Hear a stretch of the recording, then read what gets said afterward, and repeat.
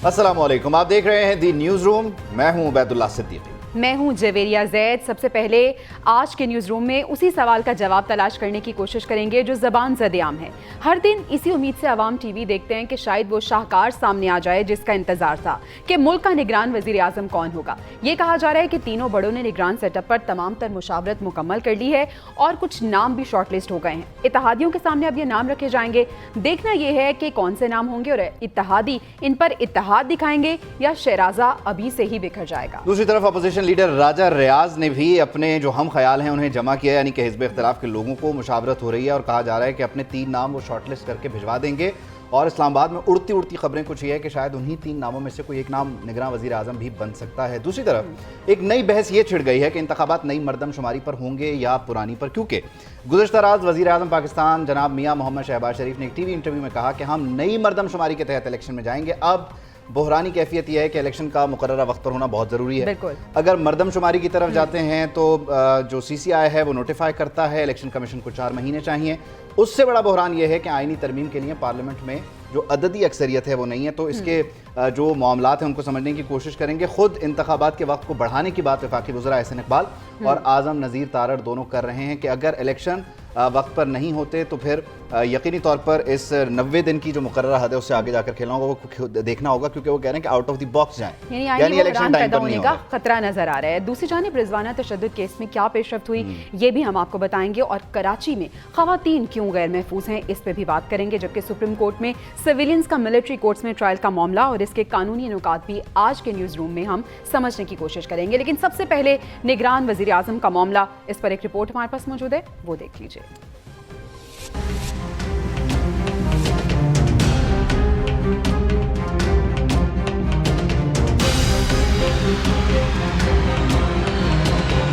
निगरान वज़ीर आज़म के चुनाव का मामला अपने हतमी मरहले में दाखिल। पार्टियों की कमेटियों से बात बढ़कर सियासी जमातों के बड़ों तक आ पहुंची।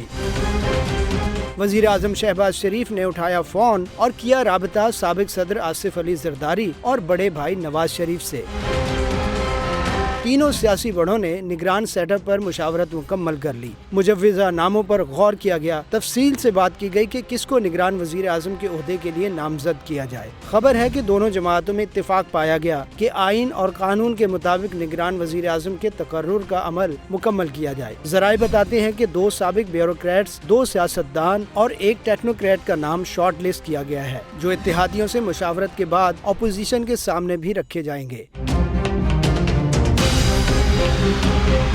कायद मुस्लिम लीग नून नवाज शरीफ और साबिक सदर आसिफ अली जरदारी ने तमाम नाम आज इत्तेहादियों के सामने पेश करने की हिदायत कर दी है। नाम सामने आने के बाद हुक्मरान इत्तेहाद में शामिल जमातें फिर सर जोड़कर बैठेंगी। उधर अपोजिशन लीडर राजा रियाज ने भी अपोजिशन अरकान पार्लियामेंट से मुशावरत की तैयारी कर ली है।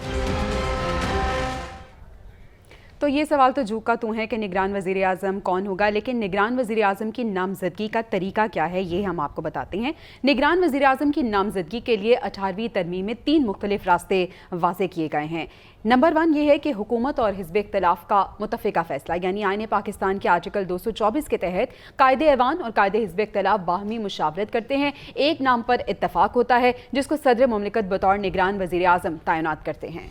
दूसरा ऑप्शन यह है कि पार्लिमानी कमेटी इन मामलात को देखती है, यानी कि कायदे ऐवान कायदे हिज़्ब इख्तिलाफ के दरमियान जब किसी एक नाम पर इत्तेफाक नहीं हो सकता तो फिर हुकूमत और अपोजिशन के दरमियान आइन के आर्टिकल 224A के तहत मामला स्पीकर कौमी असम्बली के पास जाता है, जो 8 रुकनी कमेटी बनाते हैं। 4 लोग इसमें हुकूमत से होते हैं, 4 लोग इसमें अपोजिशन से होते हैं और फिर वहाँ इस मामले को तय करने की कोशिश की जाती है। अगर यहाँ भी तय नहीं होता तो फिर यह मामला चला जाता है इलेक्शन कमीशन ऑफ पाकिस्तान के पास और फिर दोनों तरफ से जो नाम आए होते हैं 3-3 यानी 6 नामों में से किसी एक नाम का फिर इंतखाब इलेक्शन कमीशन ऑफ पाकिस्तान कर लेता है।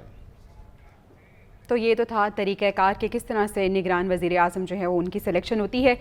सीनियर तज्ज़ियाकार मोहम्मद मालिक साहब ने हमें ज्वाइन किया है। बहुत शुक्रिया मालिक साहब आपके वक्त का। मालिक साहब, क्या चल रहा है, क्या होने जा रहा है, कौन सा ऐसा नाम है जिसकी इतनी सोच विचार हो रही है? सर, क्या चल रहा है आपके ख्याल में? देखिए, मेरा ख्याल है टू बी वेरी ऑनेस्ट अभी तो स्पेकुलेशंस ही हैं। नाम तो 3 लोगों ने ही फाइनल करना है। एक का नाम नवाज शरीफ है, एक का नाम आसिफ जरदारी है और तीसरे जनरल आसिम है। और अगर कोई और सोचे कि कोई और तरीका है तो वो तो नहीं होगा। इन तीन पे ही डिसाइड होगा। जो ज़्यादा बहस वो ये थी जब चली थी, जब ये कहा गया कि एक पॉलिटिशियन होना ज़रूरी है। फिर हमने देखा नाम पॉपअप किया इसहाक डार साहब का, और उसको कुछ सर्कल्स में इस तरह देखा गया कि जैसे नवाज शरीफ साहब मसल फ्लेक्सिंग कर रहे हैं अपनी, और वो दिखा रहे हैं कि जी देखें मैं डिसाइड करूंगा and it will be my man. और फिर उस पर हमने रिएक्शन भी देखा।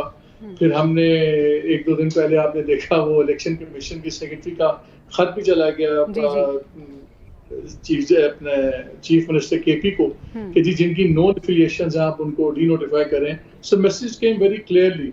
ये एक कंटेंशियस पॉइंट है अभी, लेकिन ये अल्टीमेट जो डिसीजन होगा वो एक ट्रॉयका के दरमियान में होगा, और मेरा ख्याल है जो कास्टिंग वोट है वो पिंडी का होगा, वो इन दो का नहीं होगा, तो फाइनल डिसाइडिंग वोट होगा। अच्छा मालिक साहब, जिस तरह से हम बात कर रहे हैं कि देखना होगा कि अब नाम कौन सा आता है, क्योंकि सियासतदान का नाम होना चाहिए कहा जा रहा था, अभी ये कह रहे हैं कि 2 साबिक ब्यूरोक्रेट्स, 2 सियासतदान और 1 टेक्नोक्रेट, यानी 5 नाम फाइनल हुए हैं। लेकिन जिस तरफ आपने इशारा किया, क्या आपको लग रहा है छठा नाम कहीं और से आएगा और वही फाइनल हो जाएगा? नहीं, वो इनमें से कोई प्रपोज कर देगा। अच्छा ठीक है। और सर ऑपोजिशन लीडर साहब का किरदार आप कहाँ तक देख रहे हैं, क्योंकि 3 नाम उनकी जानिब से भी आने हैं और स्पेकुलेशंस ये हैं कि उन्हीं 3 नामों में से एक सेलेक्ट हो जाएगा। देखिए, आपने इससे पहले जितने सवाल किए ना बड़े सीरियस चेहरे के साथ किए। इस सवाल करते हुए आपके चेहरे में बहुत बड़ी मुस्कुराहट आई। वो आपका जवाब, वो आपकी अपनी मुस्कुराहट है कि वो कितना सीरियस काम होगा। जिस ऑपोजिशन लीडर ने ये कहा हो कि मैंने रूलिंग पार्टी का पीएमएलएन के टिकट से अगर उन्होंने इलेक्शन लड़ना है, वो कौन से ऑपोजिशन लीडर है? आपने पूछा था नाम कहाँ से आएगा, तो वो यकीनन वो नाम मेरे ख्याल में और लीडर ऑफ द ऑपोजिशन पेश करेंगे, जो नाम अल्टीमेटली एग्री हो जाएगा, और आपको पता है क्यों एग्री होगा। मालिक साहब, अब एक और बहस छिड़ गई है, बात ये भी हो रही है कि जो इलेक्शंस हैं वो होते नज़र नहीं आ रहे, तो क्या जो निगरान सेटअप आएगा वो 30 या 60 दिन के लिए होगा, 90 दिन के लिए होगा, इससे तवील होगा? आप क्या सियासी बसीरत रखते हैं, क्या देख रहे हैं आप? इलेक्शंस कब होते नज़र आ रहे हैं आपको? देखें, अब ये बड़ा सीरियस मामला बन गया इलेक्शंस का, और अब बड़े सीरियस सवाल उठ रहे हैं कि इलेक्शन होगा या नहीं होगा। मेरा पहले बड़े अरसे से स्टांस है कि ये गवर्नमेंट अफोर्ड ही नहीं करती इलेक्शंस जब तक इमरान खान मंजरनामे पे हैं, और ये कन्विक्शन के बगैर कभी नहीं आएंगे। फिर सेंसस का मैं बार बार कहता था कि ये सेंसस पर नजर रखिए, ये सेंसस का इशू खत्म नहीं हुआ। खास तौर पे जब राना सनाउल्लाह साहब ने बयान दिया कि हम सीसीआई में इसको डिस्कस कर लेंगे लेकिन हम नोटिफिकेशन नहीं करेंगे, तो वो नहीं हो सकता। अब प्राइम मिनिस्टर साहब ने खुद कह दिया है कि नए इलेक्शन होंगे।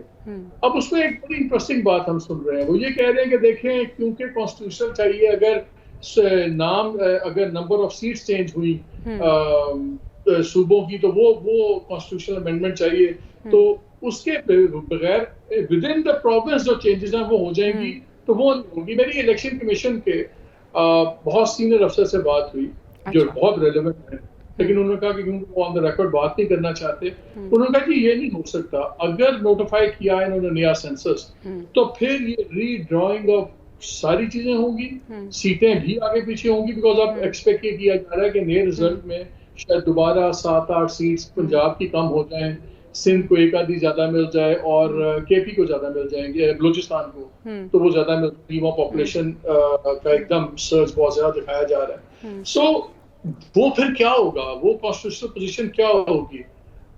इसमें खाली मसला 4 माह की वो एडिशन का नहीं है, यदि 4 माह चाहिए वो रिकॉन्स्टिट्यूशन को डिलिमिटेशन के लिए। इसमें बहुत बड़ा लीगल कॉन्स्टिट्यूशनल क्वेश्चन भी है जो एड्रेस होगा। मुझे अब वक्त पे नजर नहीं आता, और इन द मीन टाइम अगर ये डिले होते हैं 3-4 माह 5 माह, तो फिर उस प्रोसेस को भी बहुत टाइम मिल जाएगा इमरान खान की कन्विक्शंस करने का, पार्टी पे बंदियां लगने का। वो भी तो एक पैरेलल प्रोसेस चल रहा है ना।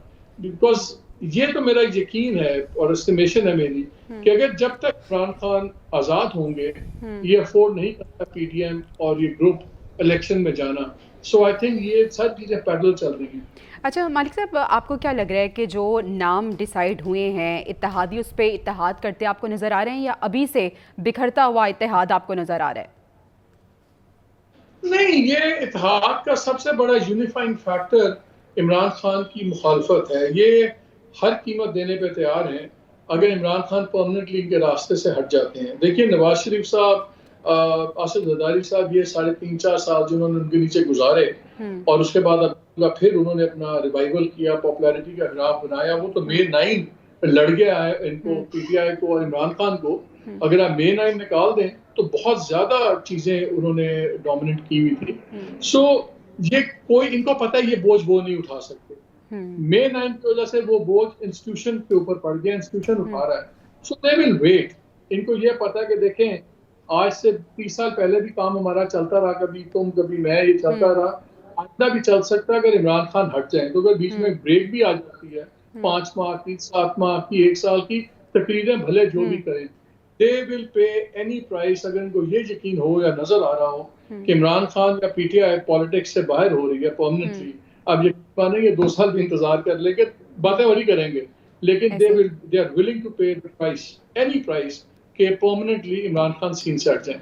बिल्कुल। अच्छा मालिक साहब, आप पर टाइमिंग को किस तरह से देख रहे हैं? वज़ीर आज़म साहब की जो स्टेटमेंट आई है नई मरदमशुमारी से मुतालिक, इससे पहले हम देख रहे थे कि MQM की जानिब से यही मुतालबा था कि नई मरदमशुमारी के तहत इंतखाबात होने चाहिए, लेकिन वज़ीर आज़म साहब कुछ खामोश थे। लेकिन कल जब उन्होंने बात की है और ये स्टेटमेंट दी है, तो टाइमिंग को किस तरह से आप देख रहे हैं? और क्या इसी वजह से निगरान सेटअप के हवाले से काफ़ी गौर व हौस हो रहा है, क्योंकि उन्हें लगता है कि इलेक्शंस डिले होंगे?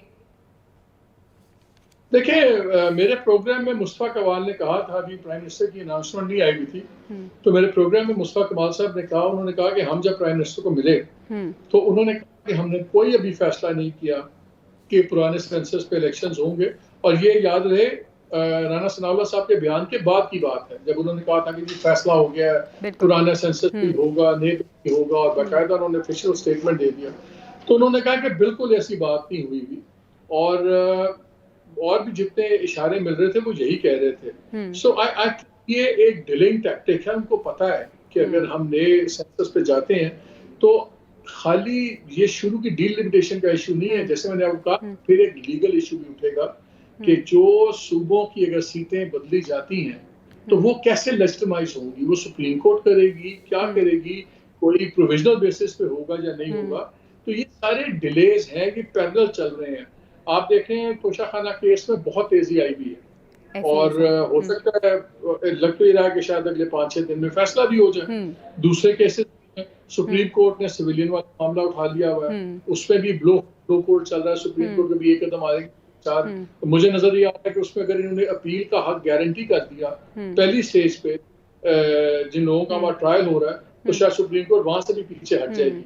सो हम बहुत ज्यादा लेजिस्लेशंस हम ऐसी देख रहे हैं जो हो रही हैं which don't make sense। हमें समझ नहीं आ रहा वो लेजिस्लेशंस क्यों हो रही हैं। जिस तरह अभी आर्मी एक्ट में, ऑफिशियल सीक्रेट्स एक्ट में, केयर टेकर गवर्नमेंट की पावर्स में, साथ ही जो मीडिया रूल्स आ रहे हैं, बड़े खौफनाक किस्म के मीडिया के रूल्स आ रहे हैं, ये बहुत ही कंट्रोल्ड एनवायरनमेंट की तरफ जा रहे हैं, बहुत स्ट्रिक्टली कंट्रोल्ड। ठीक है, और सर अगर हम डॉट्स को कनेक्ट करें तो सिचुएशन थोड़ी सी क्लियर होती भी नज़र आ रही है, जिस तरह से आप भी कह रहे थे कि कुछ डिलेइंग टैक्टिक्स भी हैं। बहुत शुक्रिया मोहम्मद मालिक साहब, सीनियर तज्ज़ियाकार हमारे साथ मौजूद थे। आपने हमें सूरत हाल जो है उसको थोड़ा सा क्लियर किया है। निगरान वज़ीर आज़म कौन होगा, अब कुछ ही दिन बाकी रह गए हैं, वक्त कम है और मुकाबला सख्त है।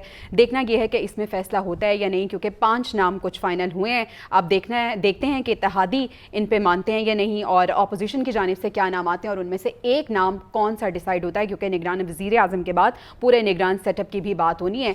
तो अगस्त का महीना वाकई बहुत ज़्यादा इंपॉर्टेंट है। अगस्त का महीना इंपॉर्टेंट है, लेकिन मालिक साहब जो 2-3 बातें बड़ी अहम कर गए, एक तो ये कि नाम जो भी फाइनल करे, एंडोर्समेंट का सबको एक तरफ से इंतजार रहेगा। दूसरी आम चीज़ ये है कि जो कानून साजी हो रही है उसमें बहुत सारे ऐसे मामलात हैं जो आइंदा आने वाले दिनों का सियासी मंजरनामा भी डिफाइन करें, जैसे कि कल ऑफिशियल सीक्रेट एक्ट था, आज भी बिल्कुल डॉट्स को अगर आप कनेक्ट करें तो आपको पता चलेगा कि एक ब्लैंकेट दिया गया है कल, और उस ब्लैंकेट के अंदर बहुत कुछ हो सकता है जो कि पहले भी हो रहा था, लेकिन अब बाकायदा तौर पर लीगल चैनल से होगा। सेनेट में ऑफिशियल सीक्रेट एक्ट की अगर हम बात करें तो यहाँ पर हुकूमत के इत्तेहादी और अपोजिशन अरकान इसे मुस्तरद कर चुके हैं। सेनेट इजलास में वज़ीर कानून आज़म नज़ीर तारड़ ने यह बिल पेश किया तो जमीयत उलमा इस्लाम, ANP, नेशनल पार्टी और तहरीक इंसाफ के अरकान ने एहतजाज शुरू कर दिया। पीपल्स पार्टी के रज़ा रब्बानी और मुस्लिम लीग नून के अफनानुल्लाह ने भी मुखालिफत की। ऐवान में नो नो के नारे लगते रहे, बल्कि रज़ा रब्बानी ने इस मामले पर बड़ी सख्ती से जो है अपने रद्द-ए-अमल का इज़हार किया और कहा कि इस तरह की जो कानून साजी हो रही है इससे आप वक्त ज़ाया कर रहे हैं, और कहा यह जा रहा है कि जो सप्लीमेंट्री एजेंडा है उसके तहत अचानक बिल इंट्रोड्यूस करवा दिए जाते हैं और बिल की कॉपी लोगों के पास मौजूद नहीं होती, और हुकूमत की कोशिश है कि फौरी तौर पर ये जो कानून साजी है इसे कर लिया जाए। अब तक जो हालिया दिनों में कानून साजी हुई है, बिल पास हुए, उनकी तादाद जवेरिया पता है कितनी है? 53 हो गई है। 12 बिल सेनेट से पास हुए हैं, इसके अलावा कुछ बिल कौमी असम्बली से पास कर लिए गए हैं। तो ये है जी इसकी सारी सूरत हाल, और बड़ी हैरान कुन बात यह है कि हुकूमती जमात के लोग भी इस पर एहतजाज कर रहे हैं। बिल्कुल ऐसे ही है। और इसके साथ साथ अगर हम आगे बढ़ते हुए बात कर लेते हैं, पीपल्स पार्टी के सेनेटर रज़ा रब्बानी, उन्होंने ऑफिशियल सीक्रेट एक्ट बिल पर भी अपनी ही पार्टी पर वो कुछ नाराज़गी का इजहार किया है। सेनेटर रज़ा रब्बानी ने बिल फाड़ दिए हैं। कहते हैं कि मुझे पीपल्स पार्टी ने सेनेट में भेजा, लेकिन ऐसा लगता है कि मुझे किसी राजवाड़े में भेजा। कहा उन्होंने क्या, वो ज़रा सुनते हैं। ये नई रवायात डाली जा रही और मुझे तो ऐसा महसूस हो रहा है कि पाकिस्तान पीपल्स पार्टी ने अनफॉर्चुनेटली, मुझे ऐसे लग रहा है कि ये सेनेट में नहीं भेजा गया, लेकिन मुझे किसी राजवाड़े में भेज दिया गया, जहां पे मेरी आंखों पे पट्टी हो, मेरे हाथ बंधे में हो, मेरी right as an individual member to move an amendment against a law according to my conscience and my dictate is being taken away from me for the last 10 days. Janab Chairman, I come from the legacy of Shaheed Zulfikar Ali Bhutto, who tore up the UN resolution and said that I am wasting my time. And I think I am now wasting my time over here, and I will tear up your bills. I come from the legacy. Zulfikar Ali Bhutto की याद उन्होंने आज ताज़ा की, और जो bill था उसे उन्होंने फाड़ दिया और कहा कि ये बिल जो है वो वक्त ज़ाया कर रहा है, क्योंकि जो एक आज़ाद कानून साजी है उसमें जो मेरा किरदार है बहैसियत सेनेटर, उसे तस्लीम नहीं किया जा रहा। सेनेट के इजलास में वज़ीर ख़जाना इसहाक़ डार ने भी आज जो है वो गुफ्तगू की और उन्होंने ये दावा किया कि पाकिस्तान के पास खरबों डॉलर के असासे मौजूद हैं, और पाकिस्तान के पास खरबों डॉलर के जो असासे हैं इसकी वजह से हम कभी भी डिफ़ॉल्ट नहीं कर सकते। साथ ही साथ पाकिस्तान के पास 3000 मिलियन डॉलर मादनियात के ज़खायर हैं, जिससे मुतालिक मिनरल समिट भी हुआ, और इस सिलसिले में एक बिल भी आज फ्लोर ऑफ द हाउस में इंट्रोड्यूस करवाया गया, जिसके बाद उन्होंने कहा कि ये ज़खायर हमारे ही हैं, हम इन्हें एक्सपोर्ट करेंगे और इसके बदले में हम जो है वो डॉलर्स लेंगे, लेकिन हम किसी को ये चीज़ें दे नहीं रहे, मुल्क नहीं दे रहे। ये कहा क्या, वो ज़रा सुनते हैं। 1.5-2 साल में जो पाकिस्तान का एक इमेज और जो फिर डिफॉल्ट की बातें होती रही, अभी तो हम शुक्र है उससे निकल गए हैं, और पाकिस्तान के जो फॉरेन एक्सचेंज रिजर्व्स हैं वो touch as low as 8 billion, including state bank के रिजर्व्स और कमर्शियल बैंक्स के। हमें भी अपने इमेज को बेहतर बनाने के लिए आई केप्ट सेइंग पिछले 10 महीने में Pakistan is asset solvent. Pakistan में इसके जो असासे हैं वो अल्लाह के फजल करम से काफी हैं, और पाकिस्तान को जिस तरह इंटरनेशनल इमेज में रेडिक्यूल किया गया फाइनेंशियली, वो हमारी यानी फेट नहीं होनी चाहिए। तो बहरहाल वज़ीर ख़जाना इसहाक़ डार की जो गुफ्तगू है वो आप सुन चुके हैं। वज़ीर ख़जाना कहते हैं कि मुल्क डिफ़ॉल्ट के ख़तरे से निकल चुका है। कल मरियम औरंगज़ेब कह रही थी कि डिफ़ॉल्ट से बचाने के लिए हमने पेट्रोलियम मसनूआत की कीमतों में इजाफा किया, तो अभी ये भी तयन होना बाकी है कि ख़तरा कितना है और ख़तरा कितना हद तक टल चुका है। बहरहाल एक बड़ा मसला और ख़तरा जो है वो इंतखाबात के ऊपर है, नई मरदमशुमारी की सूरत। गो कि ये मरहला इसे आसान बनाता है, सादा बनाता है, लेकिन जाती हुकूमत ने नई मरदमशुमारी का मामला जब छेड़ा है तो सभी का सवाल यही है कि ये होगा कैसे, कौन क्या कह रहा है, और अगर नई मरदमशुमारी होती है तो क्या होगा। ये सब कुछ हमने एक रिपोर्ट में आपके लिए जोड़ा, आप देखें फिर वापस आए बात करते हैं।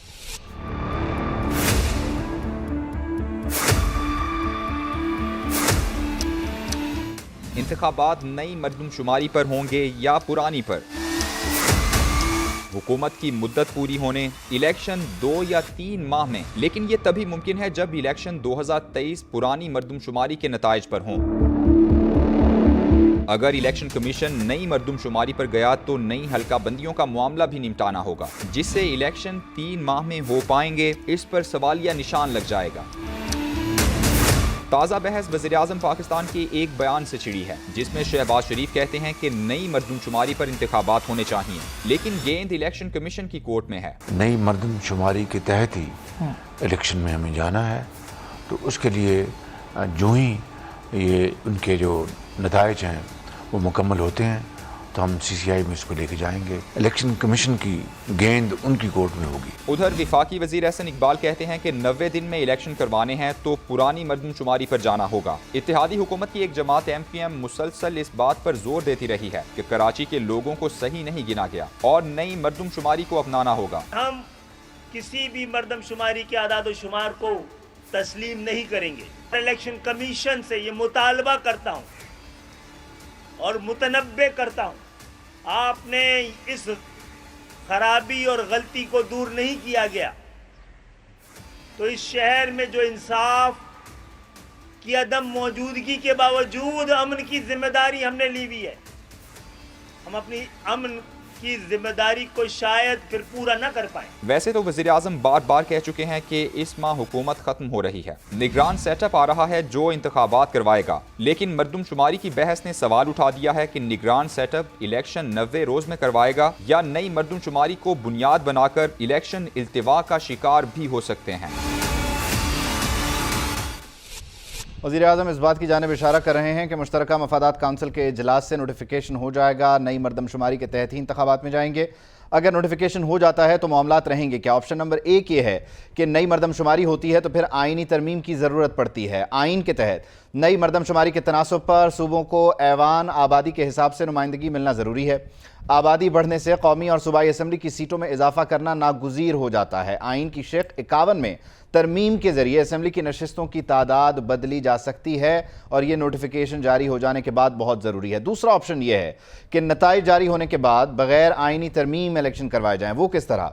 वो ये तरीक़ाकार है कि मरदमशुमारी नताइज के बाद आइनी तरमीम ना होने पर, क्योंकि अददी अक्सरियत मौजूद नहीं है, इलेक्शन कमीशन को ये इख्तियार है कि वो हल्का बंदियों के बजाय अपने इख्तियारात में मौजूद हद बंदी कर सकता है। हल्कों की तादाद उतनी ही रहेगी लेकिन आबादी के तनासुब से हद बंदी की जाएगी। मौजूदा हालात में ऑप्शन नंबर 2 पर अमल होता नजर आ रहा है, यानी कि इलेक्शन कमीशन ऑफ पाकिस्तान अपने इख्तियारात के तहत हदबंदी करेगा। लेकिन ऑप्शन नंबर 2 के साथ साथ अगर आगे बढ़ते हैं तो इलेक्शन कमीशन को इस मामले के लिए कम अज कम 4 माह का वक्त दरकार होगा, क्योंकि इस दौरान हदबंदी की जाएगी। तमाम फरीक़ैन के पास ये हक़ होगा कि वो इस हकबंदी पर, जो नई हदबंदी है, इस पर अपने तहफ़्फ़ुज़ात का इजहार करें, एपेलेट फोरम से रुजू करें। ये 4 महीने के बाद इस नई हदबंदी का जो नोटिफिकेशन जारी होगा, उसके बाद 2 महीने का वो वक्त शुरू होगा कि जब इंतखाबात होंगे, तो यानी 4 महीने ये और 60 दिन वो, 6 महीने के बाद इंतखाबात होंगे। उस दिन के बाद ये 6 महीने शुरू होंगे जब मुश्तरका मफादात काउंसिल नई मरदमशुमारी का नोटिफिकेशन जारी करेगी।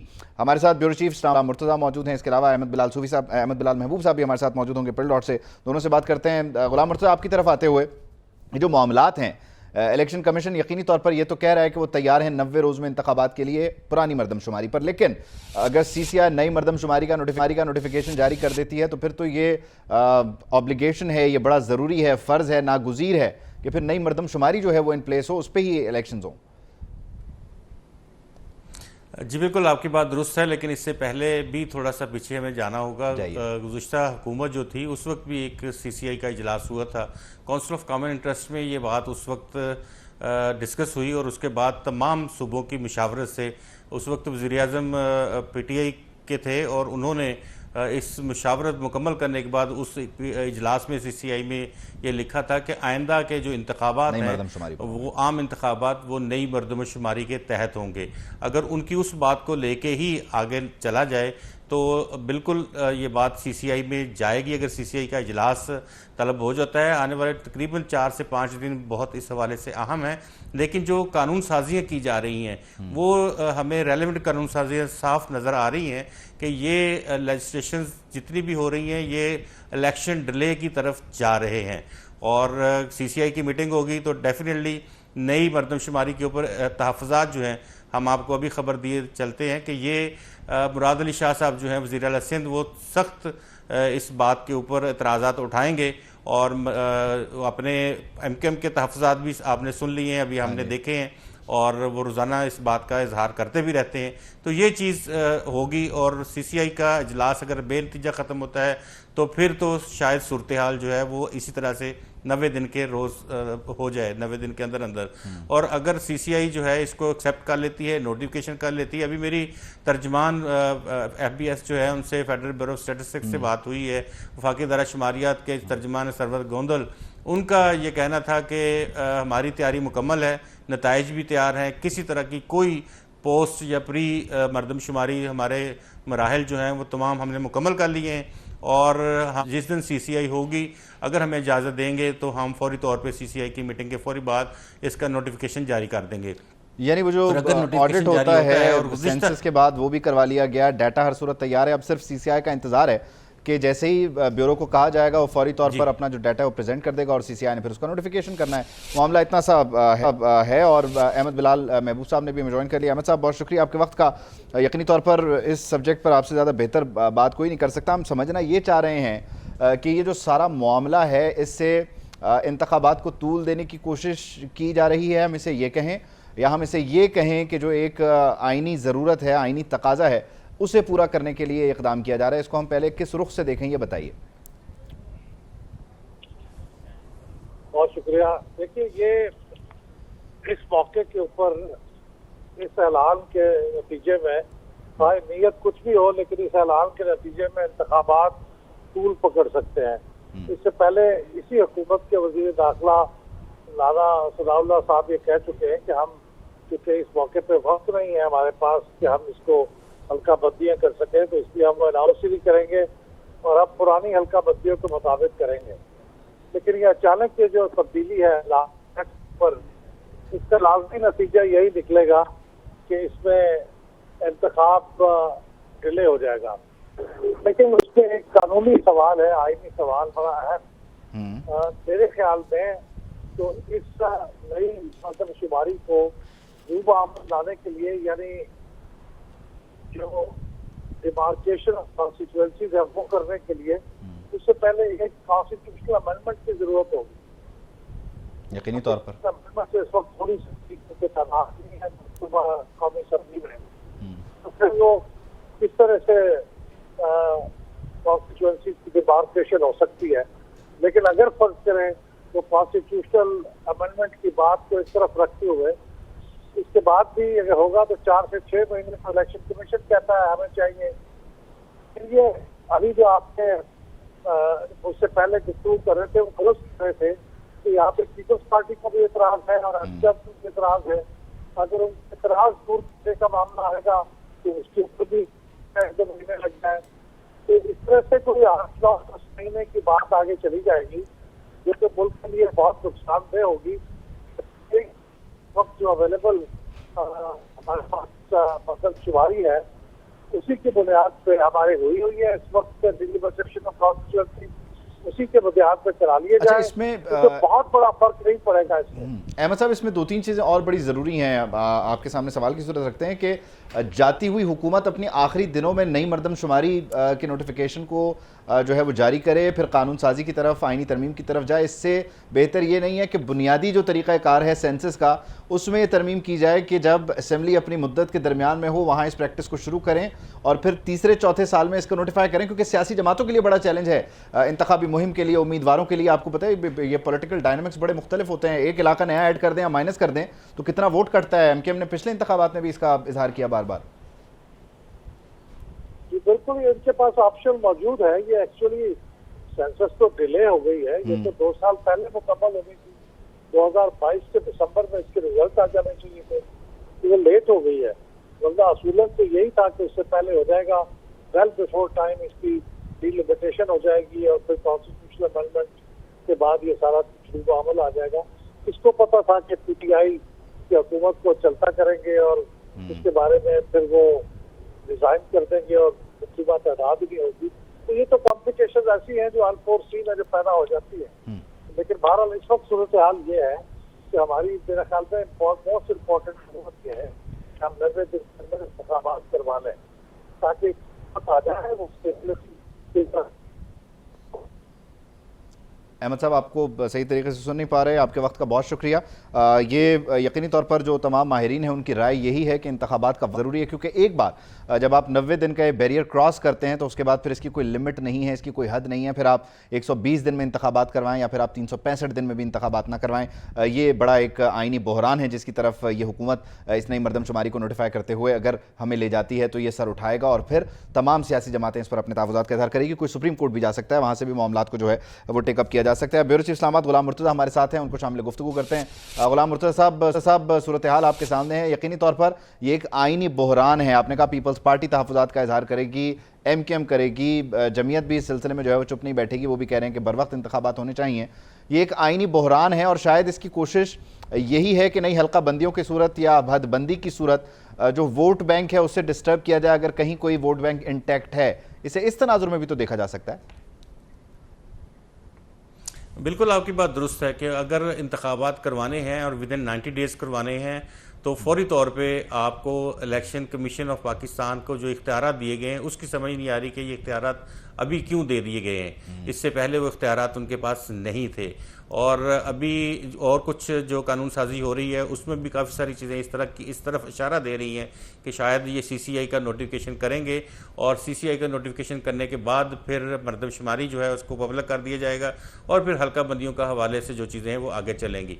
और इसके अंदर से जो खबरें आ रही हैं वो भी इस तरह की आ रही हैं कि ये जो इंतखाबात हैं वो डिले हो सकते हैं और पॉसिबिलिटी है कि मार्च 2024 तक ये इंतखाबात जो हैं वो डिले हो जाए। लेकिन ज़ाहिर है कि 90 डेज़ की जो कॉन्स्टिट्यूशनल जो हमारी रिस्ट्रिक्शंस हैं उसमें ये बताया गया है कि 90 रोज़ के अंदर करवाने हैं, क्योंकि लेकिन जो हुकूमत होगी वो तो होगी निगरान हुकूमत, उनके ऊपर कोई ऐसा बार नहीं लग सकता। और वो पंजाब की एक जिंदा मिसाल भी मौजूद है कि जिसमें सुप्रीम कोर्ट ऑफ पाकिस्तान का फैसला था, इंतखाबात नहीं हुए, तो वो भी एक नज़ीर है जिसको कैरी किया जा सकता है। बहरहाल गुलाम मुर्तज़ा साहब, thank you so much for your time. तो ये है जी सूरत हाल, मरदमशुमारी का नोटिफिकेशन अगर हो जाता है तो उसके बाद सूरत हाल बड़ी दिलचस्प हो जाएगी। जो निगरान हुकूमत होगी उससे कोई पूछ नहीं सकेगा कि क्यों इंतखाबात नहीं हो रहे, और जो इंतखाबात का तकाजा कर रहे होंगे वो लोग होंगे जो जाते जाते नई मरदमशुमारी लागू करके सियासी हिजान है उसमें मजीद इजाफा होता ही नजर आ रहा है, आईनी बहरान में तब्दील हो जाएगी सूरत हाल। बिल्कुल, चलें उबैद आगे बढ़ते हैं, कराची का रुख कर लेते हैं। जंगी बहरी जहाज PNS तारिक की लॉन्चिंग तकरीब का यहाँ पे इनेकाद किया गया है।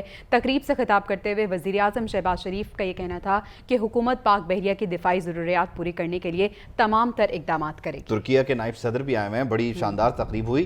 तकरीब में वज़ीर आज़म क्या कह रहे थे, आप भी देखें और सुनें। Strengthen our navy and our maritime activities. For that, the government of Pakistan is fully geared to provide all resources at your disposal so that under your able leadership, this security is augmented and becomes ironclad for all times to come. और अब दिन भर की अहम और बड़ी 20 खबरें। फौजी अदालतों में सिविलियन ट्रायल केस की समाअत के लिए फुल कोर्ट बनाने की इस्तदा मुस्तरद। सुप्रीम कोर्ट ने महफूज फैसला सुना दिया। नहीं अपना काम जारी रखेंगे, काम ठीक किया या नहीं तारीख पर छोड़ते हैं। चीफ जस्टिस के फौजी अदालतों में सिविलियन ट्रायल केस के दौरान remarks. Civilian trial case chief justice ने रिमार्क्स दिए। अगर फौजी अदालतों में अपील का हक दिया जाए तो क्या होगा? मिलिट्री कोर्ट्स तो फिर किसी हाई कोर्ट के जेर निगरानी नहीं होंगी। तोशाखाना केस में फौरी ट्रायल रोकने की इस्तदा मुस्तरद। चेयरमैन PTI को सुप्रीम कोर्ट से फौरी रिलीफ न मिल सका। इलेक्शन कमीशन हुक्काम 4 अगस्त को तलब। कराची में जंगी बहरी जहाज की लॉन्चिंग तकरीब, PNS तारिक पाक बहरिया के हवाले। दहशतगर्दी के खिलाफ पाकिस्तान के इक़दाम की हिमायत करते हैं। तुर्किया के नायब सदर का कराची में पाक बहरिया के जंगी जहाज PNS तारिक की लॉन्चिंग तकरीब से खिताब। चेयरमैन PTI के खिलाफ तौहीन इलेक्शन कमीशन का केस, चेयरमैन PTI पर फर्द जुर्म 22 अगस्त को आयद की जाएगी। मेंबर सेन निसार दुरानी के रिमार्क्स। तौहीन election commission case, election commission ने असद उमर और फवाद चौधरी को अगली समाअत पर जाती हैसियत में तलब कर लिया। वज़ीर आज़म के मुआविन खुसूसी अता तारड़ कहते हैं तोशाखाना की चोरी और 9 मई के वाक़यात में मुलव्विस मुल्ज़िम बहाने बनाकर अदालत में पेश नहीं हो रहा।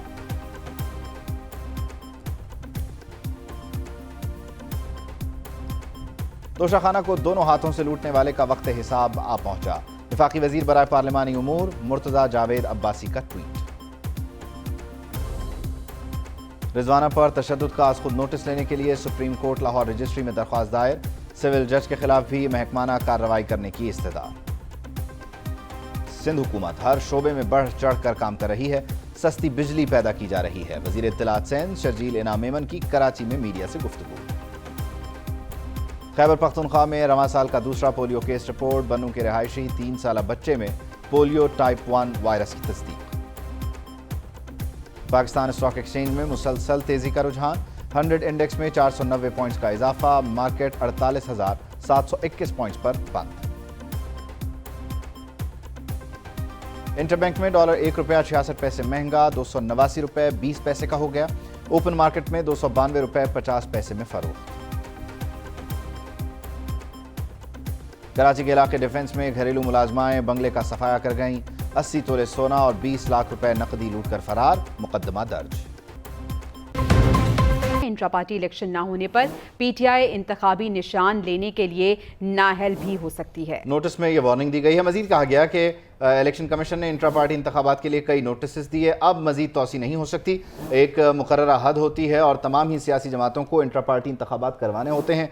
मुस्लिम लीग नून ने भी हालिया दिनों में इंट्रा पार्टी इंतखाबात करवाए, जिसमें शहबाज शरीफ जो है वो सदर रहे, सीनियर नायब सदर मरियम नवाज रही। अब तहरीक इंसाफ ने भी ये करना होता है, तमाम ही सियासी जमातों ने करना होता है, लेकिन चेयरमैन तहरीक इंसाफ जो हैं उन्होंने अपनी पार्टी के लिए एक नई मुश्किल खड़ी कर दी है, अपने लिए एक नई मुश्किल खड़ी कर दी, और वो ये कि अपनी सियासी जमात में उन्होंने इंट्रा पार्टी इंतखाबात नहीं करवाए, जिसकी वजह से अब वो अगर इंट्रा पार्टी इंतखाब नहीं करवाते तो उनका जो निशान है बल्ला वो उनके पास नहीं रहेगा।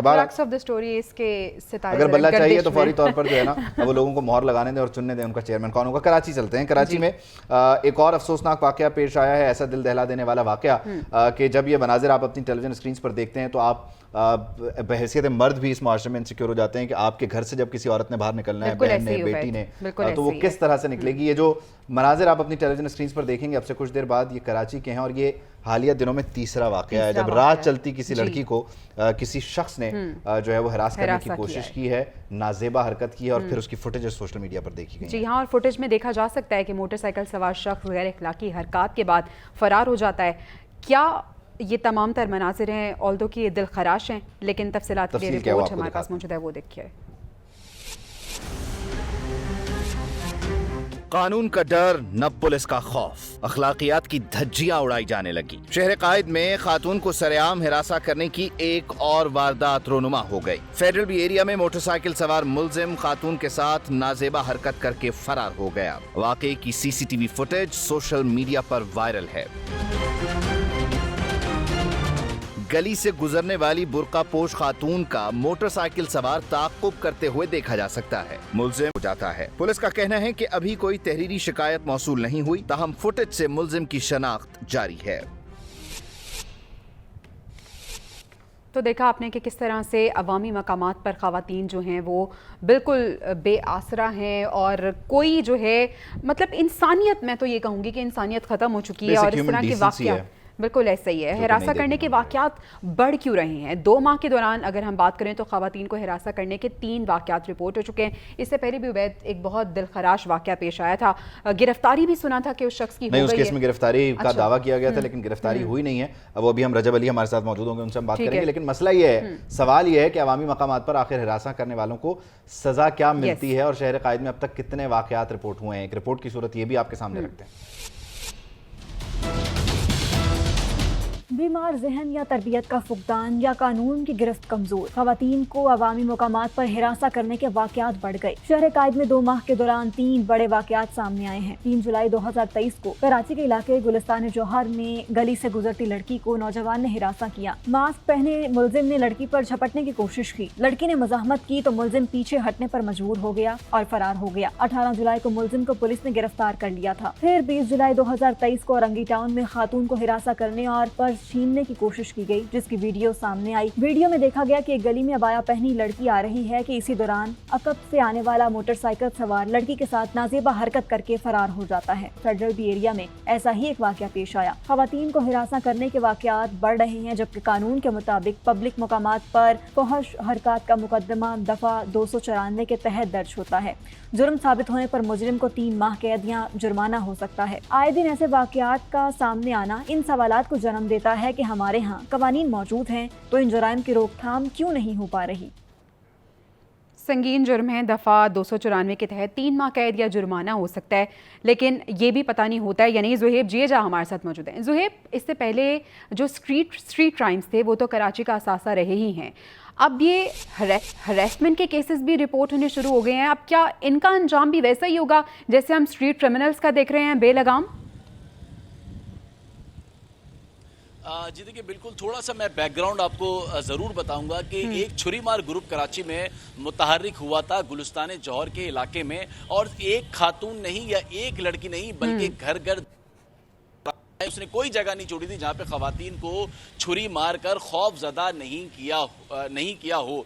और उस ग्रुप के किसी भी शख्स को या मुल्जिमान को पुलिस गिरफ्तार करने में नाकाम रही थी। और साबका आईजी सिंध जो थे उनका यह बयान था इस बारे में कि जो ग्रुप था छुरी मार, जो खवातीन को छुरी मारता था, वो बैरून मुल्क फरार हो चुका है, जिसकी वजह से हम गिरफ्तार करने में नाकाम हो चुके हैं। ये था एक छोटा सा बैकग्राउंड। अब इसके बाद एक नया ग्रुप मुतहर्रिक हुआ है, या ये कह लें कि 2 माह में 3 वाकयात रिपोर्ट हो गए हैं। और पहला वाकया गुलिस्तान जौहर में हुआ, दूसरा औरंगी टाउन में हुआ, और 3 दिन पहले जो है समनाबाद में एक और वाकया जो है वो रिपोर्ट होता है। लेकिन औरंगी टाउन का मुल्जिम गिरफ्तार हो गया है, बाकी 2 के मुल्जिमान गिरफ्तार नहीं हुए हैं। तो इस तरह की जो हरकत करते हैं या छेड़छाड़ करते हैं या नाजेबा हरकत करते हैं, जिनसी हरासा करते हैं, इस तरह के अवामी मकात पे ऐसे बेशुमार वाकयात रोजाना की बुनियाद पर रिपोर्ट होते हैं, लेकिन वो पुलिस तक रिपोर्ट नहीं होते, लोग उसे रिपोर्ट नहीं करवाते हैं। चाहे यूनिवर्सिटी ले लें, कॉलेज ले लें, इस जगह पे मेरी बहुत सारी ऐसे स्टूडेंट से बात हुई जिनका कहना है कि रोजाना की बुनियाद पर हमें इस तरह के वाकयात के सामने से गुजरना पड़ता है, लेकिन वहां पर सीसीटीवी कैमरा मौजूद नहीं होता, अक्सबंदी नहीं हो पाती, जिसकी वजह से वो रिपोर्ट नहीं हो पाता है। और वो खुद भी शर्म से या किसी और वजह से रिपोर्ट पुलिस तक नहीं कराते हैं, क्योंकि पुलिस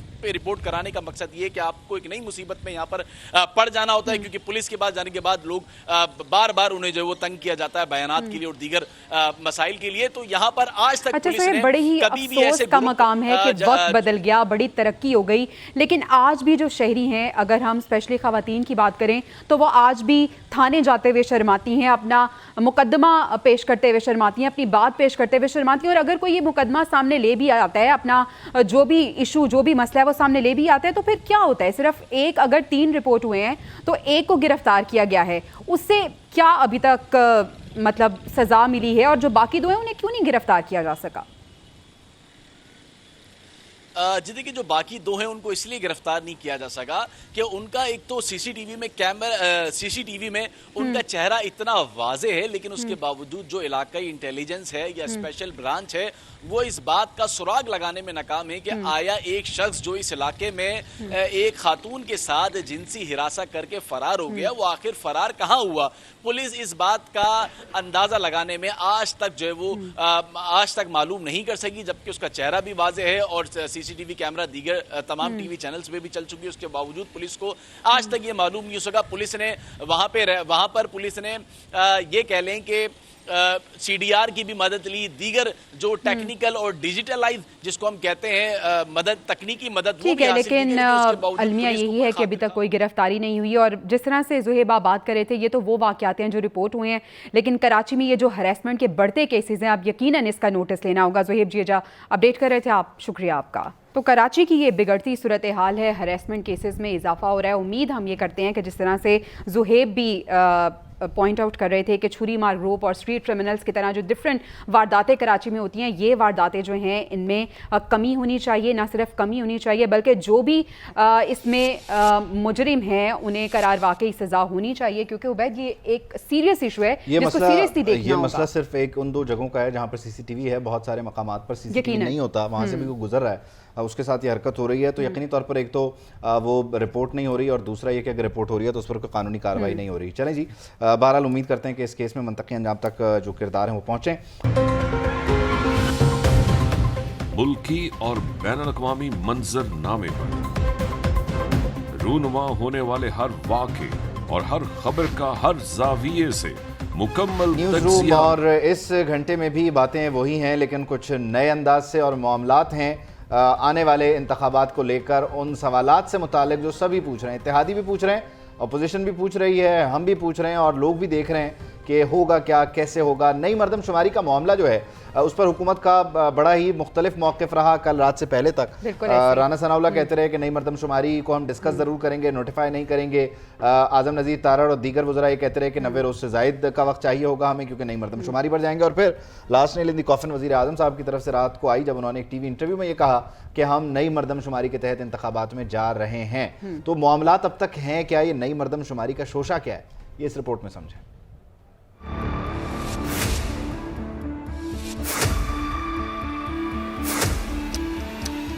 इंतखाबात नई मरदमशुमारी पर होंगे या पुरानी पर? हुकूमत की मुद्दत पूरी होने इलेक्शन 2 या 3 माह में, लेकिन ये तभी मुमकिन है जब इलेक्शन 2023 पुरानी मरदमशुमारी के नताइज पर हों। अगर इलेक्शन कमीशन नई मरदमशुमारी पर गया तो नई हल्का बंदियों का मामला भी निपटाना होगा, जिससे इलेक्शन 3 माह में हो पाएंगे, इस पर सवालिया निशान लग जाएगा।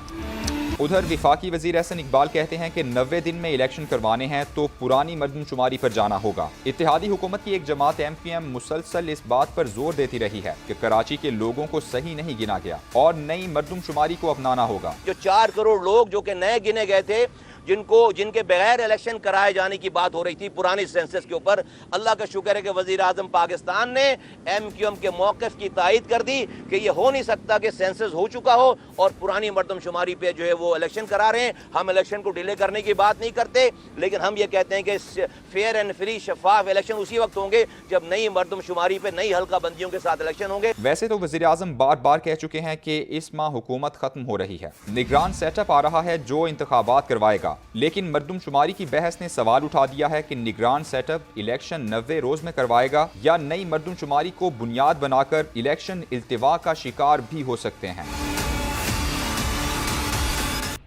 तो नई मरदमशुमारी होगी, CCI नोटिफाई कर देगा, तो मामलात रहेंगे क्या, इसको ज़रा सादा अल्फाज में आपको समझाने की कोशिश करते हैं।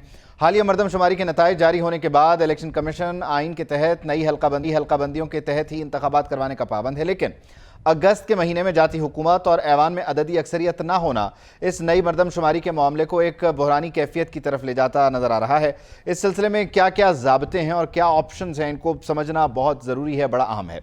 पहला ऑप्शन यही है, सादा सा बुनियादी सा, कि नई मरदमशुमारी का नोटिफिकेशन हो और फिर आईनी तरमीम हो।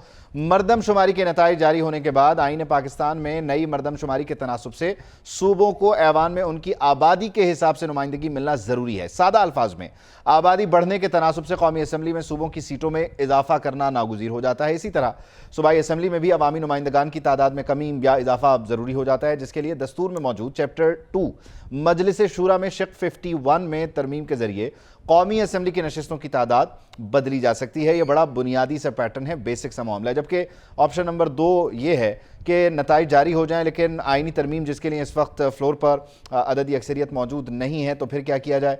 आईनी तरमीम के ना होने की सूरत में इलेक्शन कमीशन को ये इख्तियार है कि वह हल्का बंदियों के बजाय यानी आइन में तरमीम के अलावा अपने जो इख्तियारात हैं उसमें मौजूद हद बंदी के ऑप्शन को चूज़ कर सकता है। इसका मतलब हल्कों की तादाद उतनी ही रहेगी, लेकिन इलेक्शन कमीशन आबादी के तनासुब से इन हल्कों में जो है वो तवाज़ुन क्रिएट कर सकता है। तो मौजूदा हालात में दूसरा जो ऑप्शन है उस पर अमल दरामद होता नजर आ रहा है, क्योंकि आइनी तरमीम वाला रास्ता किसी सूरत मुमकिन नहीं है। लेकिन अगर दूसरे ऑप्शन के साथ आगे बढ़ा जाए तो इस ऑप्शन में काम करने के लिए इलेक्शन को जो इलेक्शन कमीशन है उसको कम अज़ कम 4 माह का वक्त दरकार है, क्योंकि इस सिलसिले में कमीशन का अपने ज़ाब्ते का काम और फिर इस सिलसिले में फ़रीक़ैन के तहफ़्फ़ुज़ात के लिए कायम एपलेट फोरम पर उसकी समाअत के बाद कम व बेश 4 माह बाद इस नई हदबंदी का नोटिफिकेशन जारी होगा और फिर इस नई हदबंदी के तहत इलेक्शन शेड्यूल जारी होगा। इसकी अगर महीने गिनकर बात की जाए तो मई मरदमशुमारी के नोटिफिकेशन हो जाने के तकरीबन 6 माह बाद ही इलेक्शन हो सकेंगे।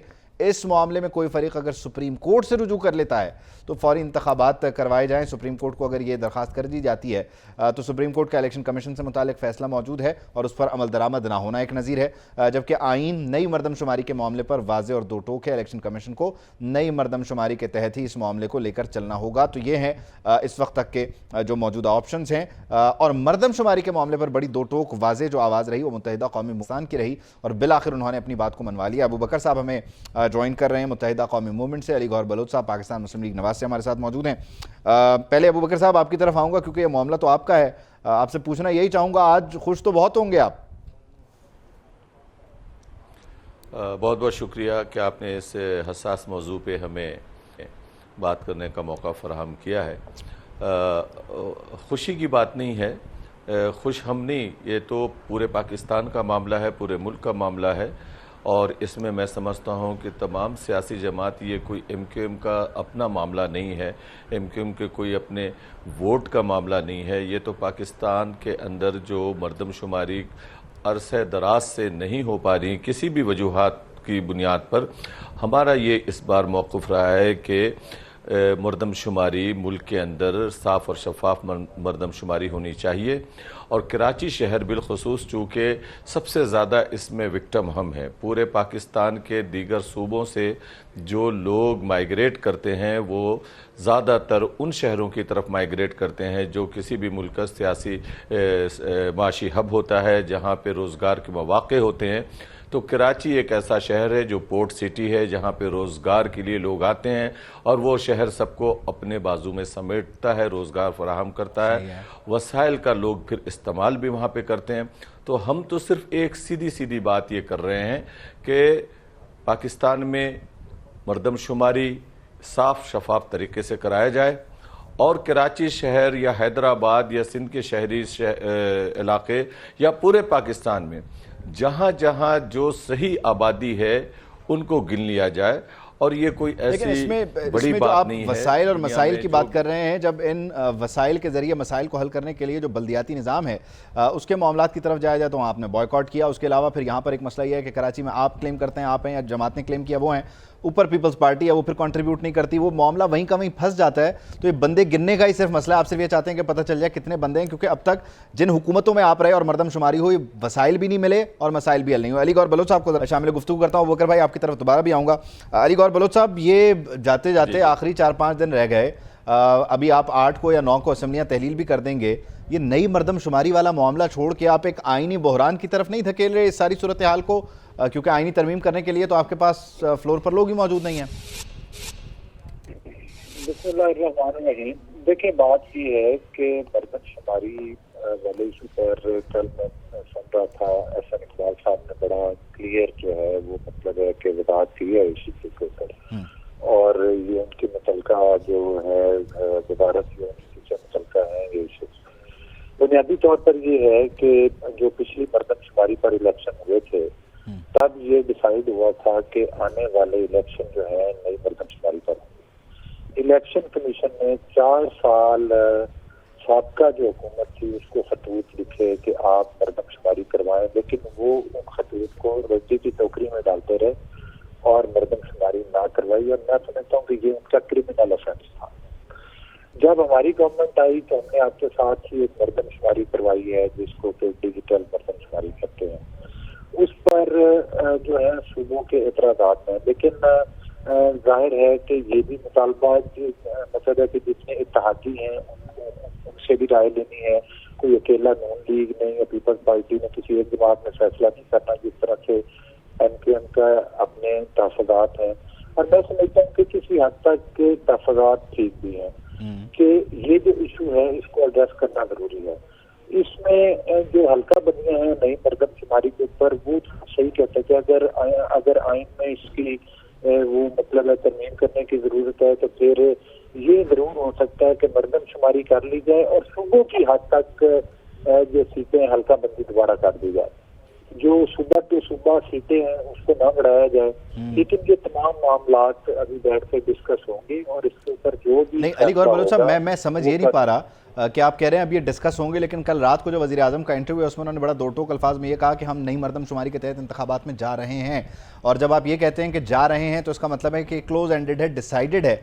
और जब आप ये डिसाइड कर चुके हैं तो इसमें पीपल्स पार्टी और जमीयत उलमा इस्लाम तो आप लूज़ कर जाएंगे, क्योंकि वो तो बर वक्त इंतखाबात की बात कर रहे हैं और नई मरदमशुमारी के तहत बर वक्त इंतखाबात मुमकिन नहीं है। देखिए, ऐसी सूरत नहीं है। तकरीबन 1.25 महीना के करीब टाइम लगता है मरदमशुमारी पे, और अगर किसी वजूहात की बिना के ऊपर आगे इलेक्शन करना भी पड़े तो मेरे ख्याल है 1 महीने या 1.25 महीने का फर्क पड़ेगा। कोई बहुत ज्यादा लंबा इतना टाइम नहीं दरकार कि जिसमें आप कहें कि मतलब है कि कोई ज्यादा डिले हो जाएगा। नहीं, कम अज कम 4 महीने का तो इलेक्शन कमीशन कह रहा है कि 4 महीने का वक्त दरकार होगा। पहले वो हदबंदियों, जिस तरफ आप इशारा करें वो हदबंदियां कहलाती है ना, हदबंदियां करेंगे, उसके बाद एपलेट फोरम होगा, एपलेट फोरम उन मामलात को सुनेगा। अबू बकर भाई अपने तहफ़्फ़ुज़ात लेके जाएंगे, आप पंजाब के अपने मामलात को लेके जाएंगे, फिर 4 महीने बाद उसका नोटिफिकेशन होगा, फिर आपकी 60 दिन की कैंपेन होगी। तो 6 महीने तो सीधे सीधे ये हो गए। अबू बकर साहब, आप 6 महीने इंतजार करने के लिए तैयार हैं इलेक्शन के लिए? देखिए, बात मैं अबू बकर भाई से पहले पूछ लूं, अली भाई, किसी मुल्क में अगर किसी मुल्क में कोई बेहतर काम करना हो और उस काम से मुल्क में बेहतरी आने के तवक्कात हों। और माजी में जो हमसे गलतियां होती रहीं, माजी की हुकूमतों में जो गलतियां होती रहीं, उसको दुरुस्त करने का वक्त आ जाए। तो मैं समझता हूं कि इलेक्शन कमीशन से भी हमारी मुलाकात हुई थी और इलेक्शन कमीशन पे भी इस पे हमने जाके डिस्कस किया था। तो उनका कहना था कि हमें 1.5 से 2 माह चाहिए होगा और हम इसको रिजॉल्व कर लेंगे। तो मैं समझता हूं कि एक बड़े मकसद को हासिल करने के लिए, एक साफ और शफाफ मुल्क में इलेक्शन कराने के लिए, जिससे तमाम स्टेक होल्डर मुतमईन हो जाएं और एक बेहतर मरदमशुमारी हो जाए, तो इसमें अगर 1-2 माह का अरसा अगर डिले भी हो जाता और 1-2 माह का अरसा ले लिया जाता और इलेक्शन कमीशन ले लेता, तो इसमें कोई लेकिन ये मेक श्योर कौन करेगा कि ये 1-1.5 माह होगा, फिर 60 दिन की इलेक्शन कैंपेन होगी, यानी 3.5 माह होंगे? ये कौन मेक श्योर करेगा? क्योंकि पंजाब का फैसला सुप्रीम कोर्ट का जो है वो सामने है, फिर तो कोई क्वेश्चन मार्क ही नहीं रह जाता, कोई बाउंड्री नहीं रह जाती, फिर आप जो मर्जी करें, 365 दिन तक इंतखाब ना करवाएं। नहीं, देखें, उस वक्त तो ये हुआ है कि उस वक्त तो पंजाब की गवर्नमेंट जिन्होंने तोड़ा, उनसे जाके पूछें। पंजाब की गवर्नमेंट को उन्होंने खुद तहलील किया और उसके बाद जो गवर्नमेंट आई फिर सुप्रीम कोर्ट में मामलात गए। लेकिन पाकिस्तान अपनी जगह मौजूद है, सूबे अपनी जगह मौजूद हैं और सारा सिस्टम चल रहा है। मैं समझता हूँ कि आने वाले इलेक्शन में, जैसे मेरे भाई ने कहा, गौर साहब ने, कि ये बात पिछली हुकूमत में तय हुई थी कि आने वाला इलेक्शन जो है वो नई मर्दमशुमारी पिछली हुकूमत में भी आप थे, इस हुकूमत में भी आपसे दोनों हुकूमतों के सवाल करने पड़ेंगे अबूबकर साहब। जी जी, देखें, आप सवाल करें। आप बिल्कुल मैं करूंगा मैं जरा ये समझना चाह रहा हूँ, बल्कि आप दोनों साहिबान की मौजूदगी में बहुत सारे मामलात हैं मैं जिनसे आज देखें अली साहब, जिस तरह से सूरत हाल फ्लोर ऑफ द हाउस पे सेनेट में रज़ा रब्बानी साहब ने बिल की कॉपी फाड़ दी। वो कह रहे हैं कि जाते हुए जो मर्दमशुमारी आप ये जो जाते हुए आप कानून साजी कर रहे हैं, और कल भी जो आपने ब्लैंकेट रिलीफ दिया है, जो काम पहले गैर कानूनी था वो उसको आपने कल कानूनी डिक्लेयर कर दिया, जो ऑफिशियल सीक्रेट एक्ट के जरिए, आप किस तरफ लेके जा रहे हैं मामलात को? और फिर ये जो एक आप बैरियर भी हटा रहे हैं 90 दिन का, इसके बाद आप लोगों को मौका कब मिलेगा? आपकी क्या कैलकुलेशन है? देखिए, बात ये है कि जो मर्दमशुमारी का इशू है, जिस तरह से कि मैंने पहले वजाहत की है और मेरे भाई भी अभी बात कर रहे थे, और ये उस वक्त उस इत्तेहाद में मौजूद है और ये इस बात के गवाह हैं। जहाँ तक तो आप अमनी बहरान की बात करते हैं, यही तो हम कहते हैं कि जो साबिक़ा हुकूमत थी, उस हुकूमत ने हमें सियासी तौर पर बहरानों का शिकार किया, इंतशार का शिकार किया, फिर साथ ही साथ उन्होंने माशी तौर पर मुल्क को बहरानों का शिकार किया। और जिस तरह से कि इलेक्शन कमीशन उनको खतूत लिखता रहा और वो ना किया। आज हमारी 1.25 साल की 1.5 साल की जो हुकूमत है, वो तो बहरानों से निकलने के लिए एफर्ट कर रही है। अच्छा। आज अगर हम नई मर्दमशुमारी की तरफ भी जा रहे हैं तो हम कहते हैं कि इन इश्यूज को डिस्कस करना चाहिए, इनका कोई एंड होना चाहिए, इन इश्यूज को रिजॉल्व होना चाहिए, ताकि मुल्क बेहतरी की तरफ चला जाए। जिस तरह से आपने देखा, ये एक लंबी बहस है कि असम्बलियां तोड़ी गई 2 सूबों की। अब वहाँ पर ये तो प्रोपेगेंडा किया गया कि 90 दिन के इलेक्शन हो जाए। ये बताएं, केपी के बारे में, हाँ, उधर के बारे में कोई बात नहीं, उससे पंजाब पे जोर था, बिल्कुल ठीक है। उस पर वो अदालत में नहीं गए थे। इसी तरह से जो मर्दमशुमारी का इशू है, हम ये चाहते हैं कि तमाम पॉलिटिकल पार्टी, तमाम स्टेक होल्डर्स, यही तो मैं आपसे मैं अली भाई, आप ही की बात में से आपकी तरफ अगर इसको थोड़ा सा पलट के लेकर आऊं, आप कह रहे हैं कि पंजाब में 90 दिन में इंतखाबात के लिए सुप्रीम कोर्ट ने तारीख दे दी, केपी का जिक्र नहीं किया। आप पंजाब में 90 दिन में इलेक्शन करवाने पर राजी नहीं थे, लेकिन आप कहते हैं कि फेडरल के जो इलेक्शन हैं वो 90 दिन में होने चाहिए। तो आपका भी तो यहाँ पर दोहरा मयार ही है ना? नहीं, आप नहीं, दोहरा मयार नहीं है। आपने मेरी बात मुकम्मल नहीं होने दी। मेरा गुजारिश करने का मकसद ये था कि जो बंदा अपनी जाती मफाद के लिए, अपनी सियासी पॉइंट स्कोरिंग के लिए, कहीं आइन में नहीं लिखा कि वो असम्बलियां तोड़ सकता है, और ये एक सियासी जुर्म है और कानूनी और आईनी जुर्म है। इमरान अहमद न्यावी हर जगह पर अनाउंस करता रहा कि भाई मैंने असम्बलियां तोड़वाई हैं। क्या किसी कानून के दोपहरे में उसको लगा गए? उसको तो 8-8 मिनट में 8-8 समानतें दी गई। इधर 2-2, 3-3 साल लोग। ये जो आइंदा आने वाले इंतखाबात हैं, नहीं हो रहे होंगे, इससे मुताल्लिका जो फरीक हैं बाकी आप लोगों की बॉडी के अलावा, वो क्या कहते हैं? वो राज़ी हैं आपके हर एक्ट पे, आपके साथ हैं, या उनकी अपनी कुछ रिजर्वेशंस हैं? वो क्या चाहते हैं? अली साहब, आपसे शुरू करता हूँ, फिर अबूबकर भाई से पूछता हूँ। जी देखिए, मैं जितने भी हमारे इत्तेहादी हैं और जो हुकूमत में शामिल हैं और जितने भी स्टेक होल्डर्स हैं, मैं नहीं समझता कि कोई ऐसा फैसला किया गया है या किया जाएगा जहाँ पर कि उनको एतमाद में नहीं दिया जाएगा। तमाम के तफज़ात सुनने के बाद मेरा ख्याल है कि जो ये मर्दमशुमारी का इशू है। इस किसी पार्टी के कोई फैसले के ऊपर, नई मर्दमशुमारी के ऊपर अभी तक आपके सामने इख्तिलाफी बयान नहीं आया किसी पार्टी। नहीं, इसमें पीपल्स पार्टी के कायरा साहब कह रहे हैं कि मैं नहीं समझता कि इलेक्शन देर से होंगे, लेकिन अगर इलेक्शन के लिए नई मर्दमशुमारी पे जाते हैं तो फिर ये बड़ा नेचुरल है। आपको ये बताया कि इसमें जो डिले आप 6 महीने का कह रहे हैं वो डिले नहीं आ रहा, ज्यादा से ज्यादा अभी अबू बकर साहब भी बता रहे थे कि इलेक्शन कमीशन से इनकी बात हुई है, उन्होंने मैक्सिमम 2 महीने का टाइम कहा। तो इसका मतलब है कि जो आपका इशारा 6 महीने की तरफ है वो बात नहीं। अबू बकर साहब ये चलें 2 महीने ये कर लें और ये वो आईनी बहरान है जो पिछली हुकूमत का किया हुआ है, और मतलब है कि उन्होंने वो मर्दमशुमारी करवाई नहीं है, एक क्रिमिनल ऑफेंस किया उन्होंने ना करवाया। आपने कहा गुज़िश्ता हुकूमत का क्रिएट किया हुआ आईनी बहरान है। मैं अबू बकर भाई को शामिल गुफ्तगू करता हूँ। अबू बकर साहब देखें, आप जिस हुकूमत में जाते हैं उसके बाद जो हुकूमत आती है वो कहते हैं गुज़िश्ता हुकूमत ने किया। आप पीटीआई के साथ है, अब नून लीग वाले उन्हें कह रहे हैं कि जनाब ये उनका क्रिएट किया हुआ आईनी बहरान है। इस हुकूमत में तो इसके बाद जो आएगी वो कहेंगे इससे पिछले वालों ने ही किया। आप जहाँ हैं वहाँ से एक गुज़िश्ता हुकूमत को ताने क्यों पड़ते हैं? आप हर ऐसी हुकूमत के साथ क्यों होते हैं जो मुल्क के साथ सही फैसले करके नहीं जा रही होती? ये अब हम अपनी बदकिस्मती समझें, उनकी खुशनसीबी समझें, ये भी अपनी जगह बात मुसद्दक़ा है कि अल्लाह ताला हमें इस आजमाइश में डाल देता है और हमें ऐसी जगह लाकर खड़ा कर देता है कि हमारे वोटों ही से हुकूमत बनती भी है और हम अगर हट जाए तो हुकूमत गिरती भी है। तो ये तो कुदरत की तरफ से एक मौका हमें अल्लाह ताला देता चला आ रहा है। गो के तादाद में सीटें बड़ी कम हो गई हैं, लेकिन 7 सीटें जो है ना वो भी फैसला कुन सीटें हैं। बहरहाल मैं समझता हूँ, देखें किसी भी अच्छे काम को करने के लिए कहीं ना कहीं से उसका आगाज़ किया जाता है। अगर माजी में गलतियाँ होती रही हैं, माजी में सियासी जमातें किसी भी बुनियाद पर कोई भी हुकूमत हो, अगर कोई सही काम नहीं हो सका तो फिर हम समझते हैं कि सिर्फ इसको उसको बुनियाद बना करके माजी में चूंकि नहीं हुआ, अब इलेक्शन होने वाले हैं तो इलेक्शन 2 महीने डिले हो जाएगा। तो मैं समझता हूं ये मुनासिब नहीं है। अब हमें पाकिस्तान में हर फील्ड में, वो मर्दमशुमारी हो, वो वोटर्स की दुरुस्तगी का मामला हो, अच्छा अबू बकर भाई मुझे एक छोटा सा जवाब ये दीजिएगा, तरफ बढ़ना चाहिए। ये जो कानून साजी हो रही है इस पर आप ठीक है, राजी हैं, मुतमईन है? ये जो 53 बिल हो गए कुछ ही दिनों में, देखिए कानून साजी कानून के मुताबिक हो रही है और वो मेजोरिटी से पास हो रहा है। ऐवान के अंदर कानून के मुताबिक, आइन के मुताबिक उसको लाया जा रहा है उन बिलों को, और उन बिलों के ऊपर अगर किसी को तहफ़्फ़ुज़ात हैं, यही तो बात है। नहीं, वो जिन्हें तहफ़्फ़ुज़ात हैं आप बोलने नहीं दे रहे। अली गौर साहब, आज कामरान मुर्तज़ा ने तहफ़्फ़ुज़ात का इज़हार किया, रज़ा रब्बानी ने बिल फाड़ दिया, अब खुद सेनेटर अफनान साहब बोले हैं कि क्या कर रहे हैं आप, ये क्या हो रहा है, ये कौन तय कर रहा है इस कानून साजी से मुतालिक मामला? मुख्तसर कहिए, फिर मैंने आप दोनों का शुक्रिया करना है।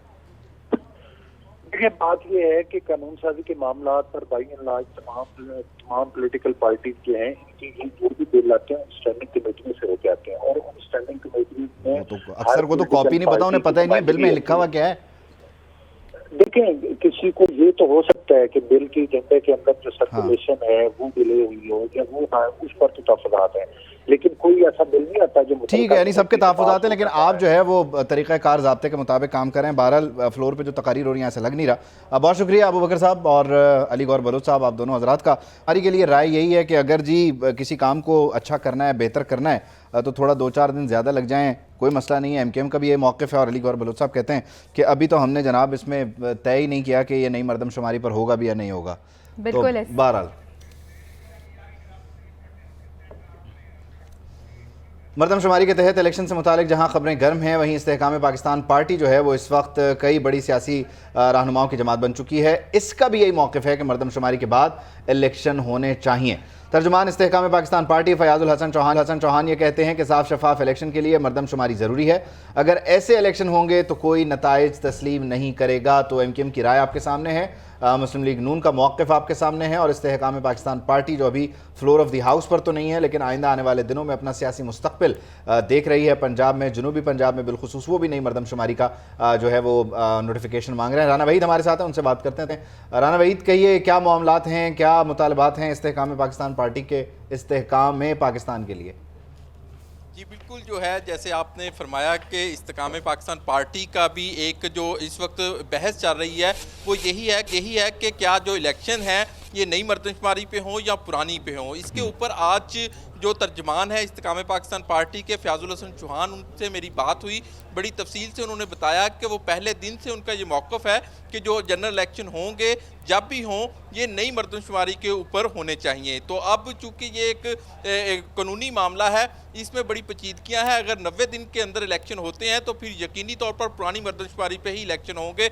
अगर 90 दिन से आगे जाता है टाइम तो चूँकि नई मरदमशुमारी के लिए तकरीबन 6 माह दरकार हैं, तो इसके लिए इलेक्शन कमीशन ने तारीख का फैसला करना है। लेकिन अभी तक जो इस्तेकाम पाकिस्तान पार्टी है उसका ये मौक़िफ़ है कि जो इलेक्शन है ये अपना जो नई मरदमशुमारी के ऊपर ही होने चाहिए। उन्होंने ये भी कहा कि अगर इलेक्शन हो भी जाते हैं तो जो उसके नताइज हैं उसको कोई तस्लीम नहीं करेगा। तो लिहाजा जो जब भी इलेक्शन हो नई मरदमशुमारी के ऊपर होने चाहिए ताकि तमाम सियासी जमातों को नताइज तस्लीम करने होंगे। जी ठीक है जी, नई मरदमशुमारी के तहत इंतखाबात होने चाहिए। इस्तेकाम पाकिस्तान वालों का भी यही राना वहीद हमें अपडेट कर रहे थे। राना वहीद आपका बहुत शुक्रिया। तो सभी ये चाहते हैं कि जनाब नई मरदमशुमारी के तहत इंतखाबात हों। पीपल्स पार्टी और जमीयत के इस पर अलबत्ता तहफ़्फ़ुज़ात अपनी जगह मौजूद हैं। अब देखना यह है कि इन तहफ़्फ़ुज़ात को किस तरह से देखा जाता है और आगे क्या प्रोसीड होता है। और अभी 20 अहम खबरें सुपर 20 में। फौजी अदालतों में सिविलियंस ट्रायल केस की समाअत के लिए फुल कोर्ट बनाने की इस्तदा मुस्तरद। सुप्रीम कोर्ट ने महफूज फैसला सुना दिया।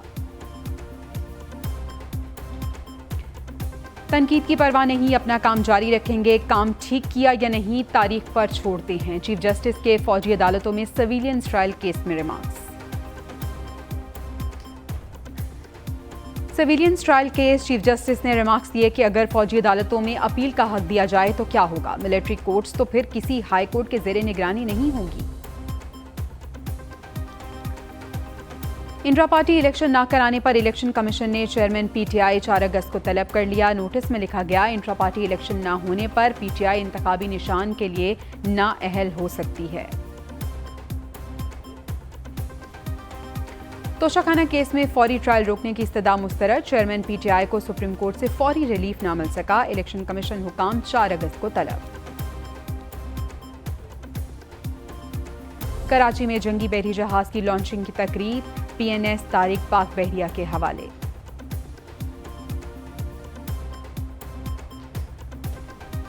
दहशतगर्दी के खिलाफ पाकिस्तान के इकदाम की हिमायत करते हैं। तुर्किया के नायब सदर का कराची में पाक बहरिया के जंगी जहाज पीएनएस तारिक की लॉन्चिंग की तकरीब से खिताब। चेयरमैन पीटीआई के खिलाफ तौहीन इलेक्शन कमीशन का केस। चेयरमैन पीटीआई पर फर्द जुर्म 22 अगस्त को आयद की जाएगी। मेंबर सिंध निसार दुरानी के रिमार्क्स।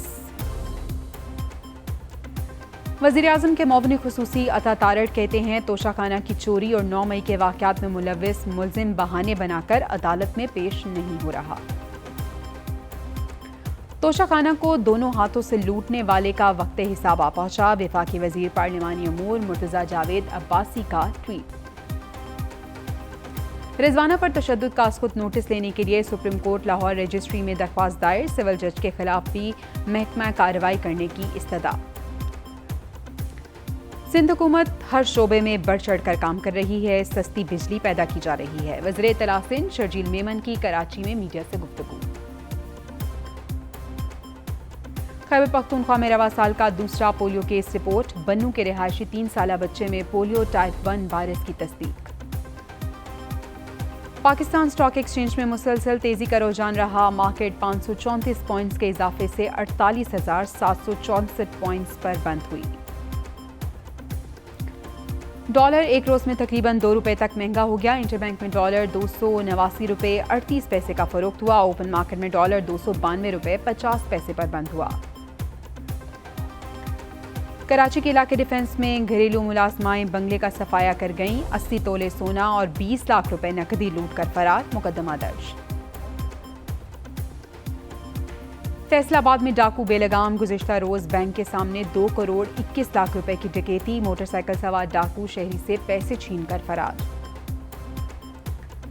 लीबिया के साहिली शहर के करीब कानून नाफिज करने वाले इदारों की कार्रवाई। इंसानी स्मगलर्स के खुफिया ठिकानों में कैद। 385 पाकिस्तानी तारिकीन वतन बाजियाब करा लिए गए। और खाना काबा को गुस्ल देने की सालाना तकरीब। बैतुल्लाह के फर्श को आबे जमजम, अर्के गुलाब और ओट के कतरे से।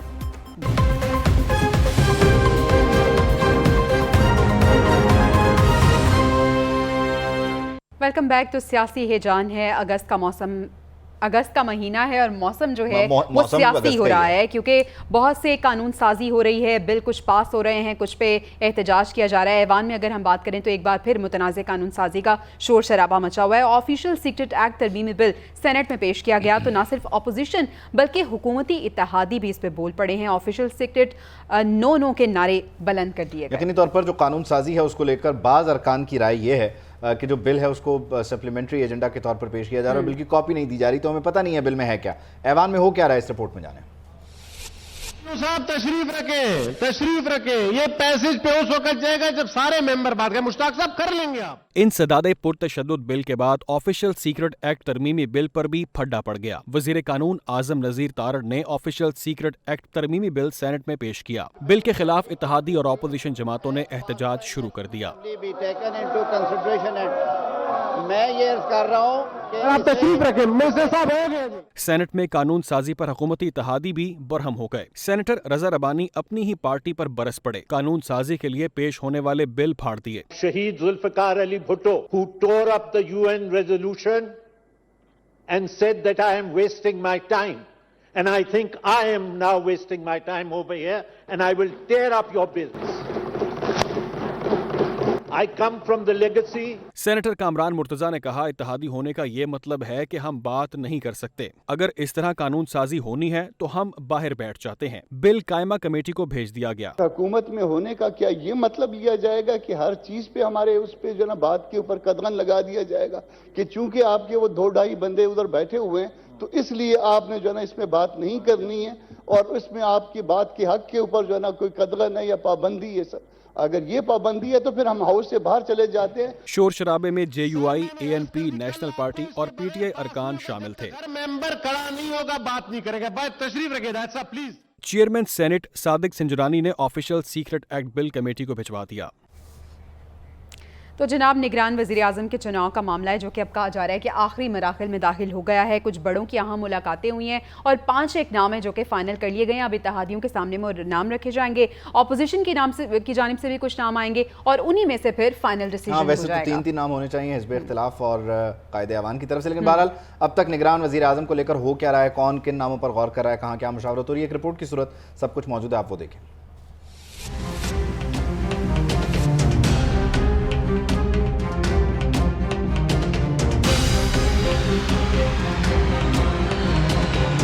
निगरान वज़ीर आज़म के चुनाव का मामला अपने हतमी मरहले में दाखिल। पार्टियों की कमेटियों से बात बढ़कर सियासी जमातों के बड़ों तक आ पहुंची। वज़ीर आज़म शहबाज शरीफ ने उठाया फ़ोन और किया राबता साबिक सदर आसिफ अली जरदारी और बड़े भाई नवाज शरीफ से। तीनों सियासी बड़ों ने निगरान सेटअप पर मुशावरत मुकम्मल कर ली। मुजव्विज़ा नामों पर गौर किया गया, तफसील से बात की गई कि किसको निगरान वज़ीर आज़म के ओहदे के लिए नामजद किया जाए। खबर है कि दोनों जमातों में इत्तेफाक पाया गया कि आइन और कानून के मुताबिक निगरान वज़ीर आज़म के तकर्रुर का अमल मुकम्मल किया जाए। ज़राए बताते हैं कि 2 साबिक ब्यूरोक्रेट्स, 2 सियासतदान और 1 टेक्नोक्रेट का नाम शॉर्ट लिस्ट किया गया है, जो इत्तेहादियों से मुशावरत के बाद अपोजिशन के सामने भी रखे जाएंगे। कायद मुस्लिम लीग नून नवाज शरीफ और साबिक सदर आसिफ अली जरदारी ने तमाम नाम आज इत्तेहादियों के सामने पेश करने की हिदायत कर दी है। नाम सामने आने के बाद हुक्मरान इत्तेहाद में शामिल जमातें फिर सर जोड़कर बैठेंगी। उधर अपोजिशन लीडर राजा रियाज ने भी अपोजिशन अरकान पार्लियामेंट से मुशावरत की तैयारी कर ली है। निगरान वज़ीर आज़म कौन होगा, कुछ ही दिन में इसका फैसला हो जाएगा, लेकिन निगरान वज़ीर आज़म की नामजदगी का क्या तरीका होगा ये हम आपको बताते हैं। 18वीं तरमीम में 3 मुख्तलिफ रास्ते इसके लिए वज़ा किए गए हैं। नंबर 1, हुकूमत और हिज़्ब इख्तिलाफ का मुतफ़िका फ़ैसला, यानी आईन पाकिस्तान के आर्टिकल 224 के तहत कायदे ऐवान और कायदे हिज़्ब इख्तिलाफ बाहमी मुशावरत करेंगे, एक नाम पर इत्तफ़ाक़ करेंगे जिसको सदर मुमलिकत बतौर निगरान वज़ीर आज़म तैनात कर देंगे। दूसरा, पार्लिमानी कमेटी इसका फ़ैसला करेगी। कायदे ऐवान और कायदे हिज़्ब इख्तिलाफ के दरमियान निगरान वज़ीर आज़म के लिए किसी एक नाम पर इत्तफ़ाक़ ना होने की सूरत में आइन के आर्टिकल 224A के तहत ये मामला स्पीकर कौमी असम्बली के पास जाएगा, जो 8 रुकनी पार्लिमानी कमेटी कमेटी तश्कील देंगे।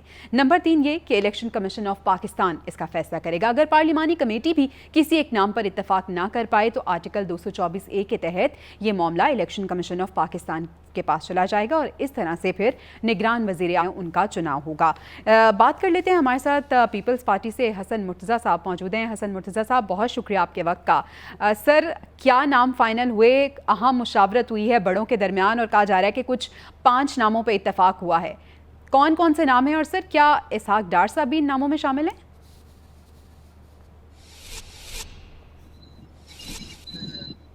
तो मेरा ख्याल है कि वो स्टेज ही नहीं आई कि उस पे नाम जो है वो फाइनल कर लिए जाएं। अभी तक तो तजवीज़ होगी, उसमें जो नाम आप ले रहे हैं वो शायद PMLN की ख्वाहिश भी हो और कुछ भी हो, लेकिन अभी तक नाम ना सामने आया है और इत्तेहादी जमातों की तरफ से ना कोई अपोजिशन की तरफ से, और ये है भी कबल अज़ वक्त। मेरा ख्याल है निगरान का जो नाम है वो इतना हसन मुर्तज़ा साहब, आपको ठीक से सुन नहीं पा रहे, आपसे हम एक बार फिर से रब्ता करने की कोशिश करते हैं। ये मामला तो है अब निगरान का, क्योंकि अगर हम वक्त की बात करें तो अब वक्त कम रह गया है और निगरान वज़ीर आज़म के इंतखाब के लिए अहम मुशावरत हो रही है, मीटिंग्स हो रही हैं, मेल मुलाकातें हो रही हैं, टेलीफोनिक रब्ते भी हो रहे हैं। जैसे कि वज़ीर आज़म शहबाज शरीफ साहब ने आसिफ ज़रदारी और साबिक़ वज़ीर आज़म नवाज शरीफ साहब से रब्ता किया है और ये ख़बरें हैं कि कुछ नाम हैं जिन पर इत्तफ़ाक़ किया गया है, लेकिन हसन मुर्तज़ा साहब कह रहे हैं कि ये कबल अज़ वक्त होगा। हसन मुर्तज़ा साहब, अब आपको नहीं लगता कि वक्त अब कम रह गया है, अब जो भी फैसला करना है ज़रा जल्दी करना होगा? सर,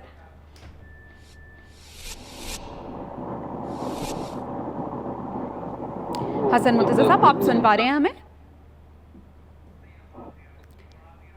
हसन मुर्तज़ा, हम एक बार फिर से रब्ता करने की कोशिश करेंगे। पीपल्स पार्टी का हम मौक़िफ़ जानेंगे, क्योंकि पीपल्स पार्टी और नून लीग के दरमियान भी अहम मुशावरत हो रही है। जो नाम फाइनल हो रहे हैं उसके बाद अब वो नाम जो हैं वो इत्तेहादियों के सामने रखे जाएंगे। इत्तेहादी फिर देखना ये है कि उस पर इत्तेहाद कर पाते हैं या नहीं, और इसके साथ साथ जो अपोजिशन है उसकी जानिब से भी यकीनन कुछ नाम सामने आएंगे और उसके बाद ही 3 नाम जो हैं जब सामने आ जाएंगे तो उनमें से एक पर इत्तेफाक हो जाएगा। खिचड़ी पकाई जा रही है, जो ही पककर तैयार होगी फिर उसे किसी एक जगह चखाकर अप्रूव करवाया जाएगा, फिर आपको दिखा दिया जाएगा कि बनी कैसी है। बारह आगे बढ़ते हैं। हाँ जी, वो एक जगह ही है ना।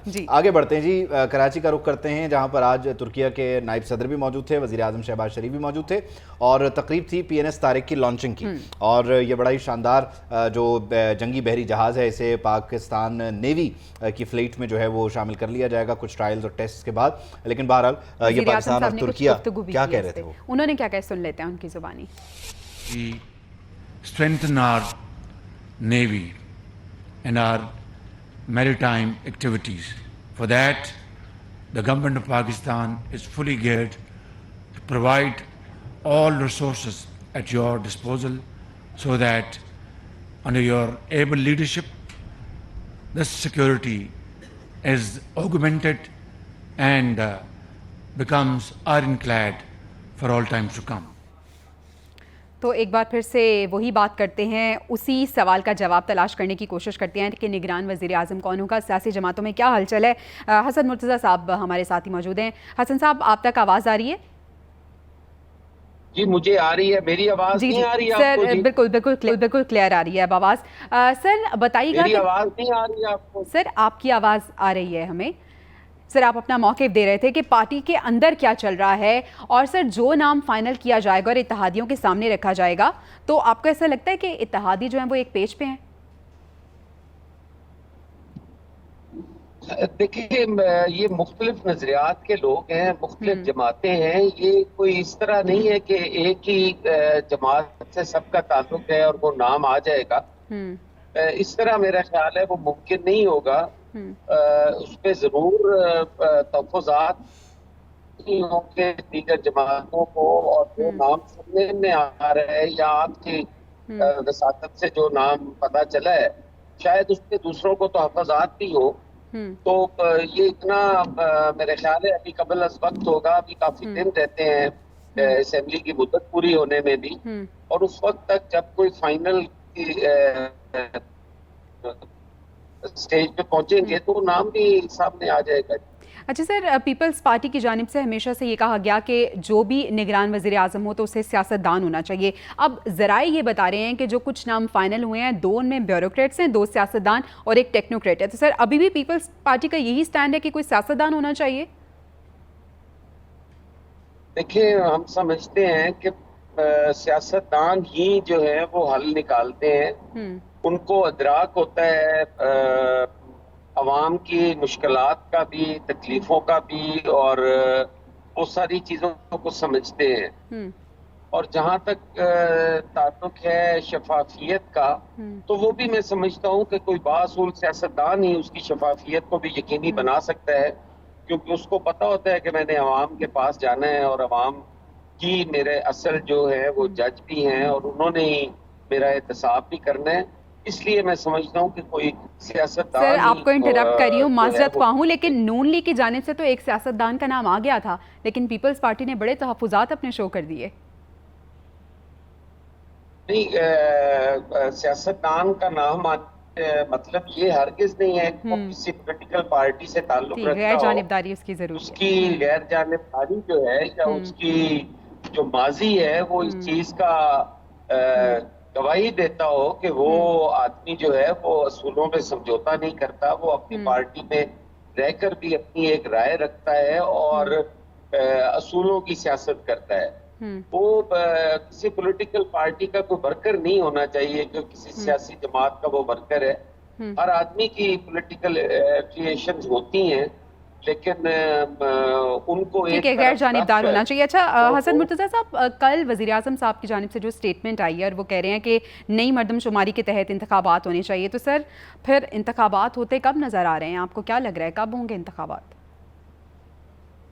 देखिए, ये एक वज़ीर आज़म साहब ने बहुत बड़ा जो है वो ऐलान किया है और मैं समझता हूँ कि शायद किसी भी अपने इत्तेहादी को इत्मीनान में लिए बगैर ये ऐलान किया गया है। पाकिस्तान पीपल्स पार्टी तो इस चीज़ पे यकीन रखती है कि आइन के मुताबिक फिल फॉर जो है वो इलेक्शंस होने चाहिए और उसमें जो ताखीरी हरबे हैं वो बिल्कुल इस्तेमाल नहीं होने चाहिए।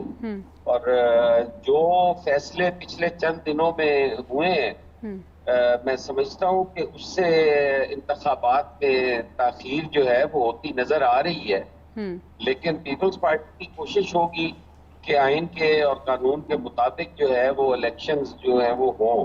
ठीक है, यानी पीपल्स पार्टी चाहती है आइन और कानून के मुताबिक वक्त पर इलेक्शंस हों और जो डिलेइंग टैक्टिक्स हैं उनको इस्तेमाल ना किया जाए। बहुत शुक्रिया हसन मुर्तज़ा साहब, आप हमारे साथ मौजूद थे। वज़ीर आज़म का ये मामला है जो कि अब अपने हतमी मराहिल में दाखिल हो गया है और कुछ ही दिन में ये फैसला हो जाएगा कि निगरान सेटअप क्या बनेगा, निगरान वज़ीर आज़म कौन होंगे। लेकिन पीपल्स पार्टी की जानिब से हमें मौक़िफ़ ये मिला है कि इंतखाबात वो वक्त पे चाहते हैं और अभी ये कहा जा रहा है हसन मुर्तज़ा की जानिब से कि कोई नाम अभी ऐसा फाइनल नहीं हुआ जिसे वो डिक्लेयर कर सके। चलें इंतजार कर क्या लेते हैं। इंतजार तो हमें बहुत सारे मामलात का है और उसी में से एक मामला है सिविल जज की अहलिया के तशद्दुद से घरेलू मुलाजमा रिजवाना की सेहतियाबी का कि वो रूबत सेहत हो। जनरल अस्पताल लाहौर में वो ज़ेर इलाज हैं और डॉक्टर्स ये बताते हैं कि मुख्तलिफ बीमारियों की वजह से बच्ची की जो तबीयत है उसमें रोज़ाना की बुनियाद पर उतार चढ़ाव देखने में आ रहा है। कभी स्टेबल है, कभी स्टेबल नहीं है। सभी दुआ कर सकते हैं इसके लिए। और दूसरा ये कि रिजवाना पर तशद्दुद का खुद नोटिस लेने के लिए सुप्रीम कोर्ट लाहौर रजिस्ट्री में दरख्वास्त दायर कर दी गई है। इस हवाले से क्या अपडेट्स हैं ये इस रिपोर्ट में हम जान लेते हैं।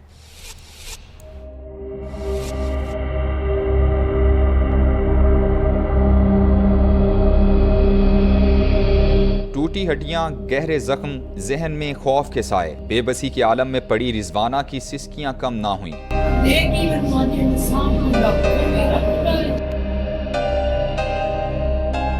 सिविल जज की अहलिया के मुबैना तशद्दुद का शिकार घरेलू मुलाजमा के जख्म भरे ना तबीयत संभली। लाहौर के जनरल अस्पताल में 9 रोज से इलाज मुआलजे का अमल अभी जारी है। मेडिकल बोर्ड के सबरा जोदत सलीम का कहना है कि रिजवाना की मुख्तलिफ बीमारियों की वजह से तबीयत में उतार चढ़ाव आ रहा है। बच्ची के सर और कमर पर जख्म पुराने थे जिनके खराब होने की वजह वक्त पर इलाज ना होना है। जिस्म में कमजोरी के बायस रिजवाना के लिए रिकवर करना मुश्किल हो रहा है।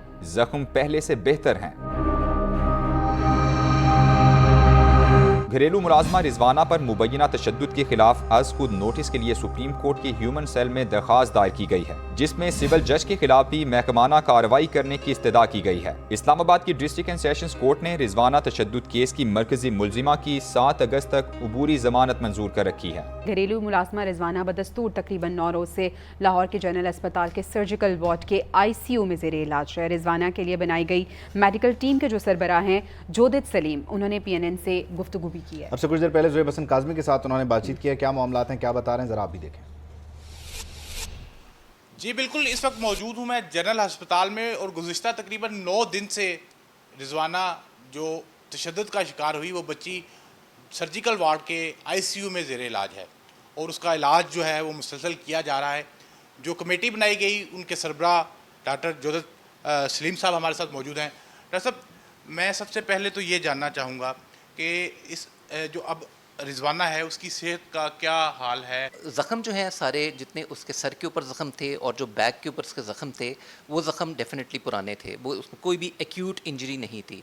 हुआ ये है कि प्रॉब्ली एक तो ज़ख़मों का प्रॉपरली उसको टेक केयर नहीं की गई है। कल से बच्ची की सेहत जो है वो स्टैटिक है, ठीक है। उसके पैरामीटर्स जो हैं ग्रेजुअली इम्प्रूव होना शुरू हुए हैं। जो उसके ब्लड टेस्ट हैं जिसमें हम इन्फेक्शन के लिए डिफरेंट पैरामीटर्स को देख रहे होते हैं, उनके अंदर बेहतरी आनी शुरू हो गई है।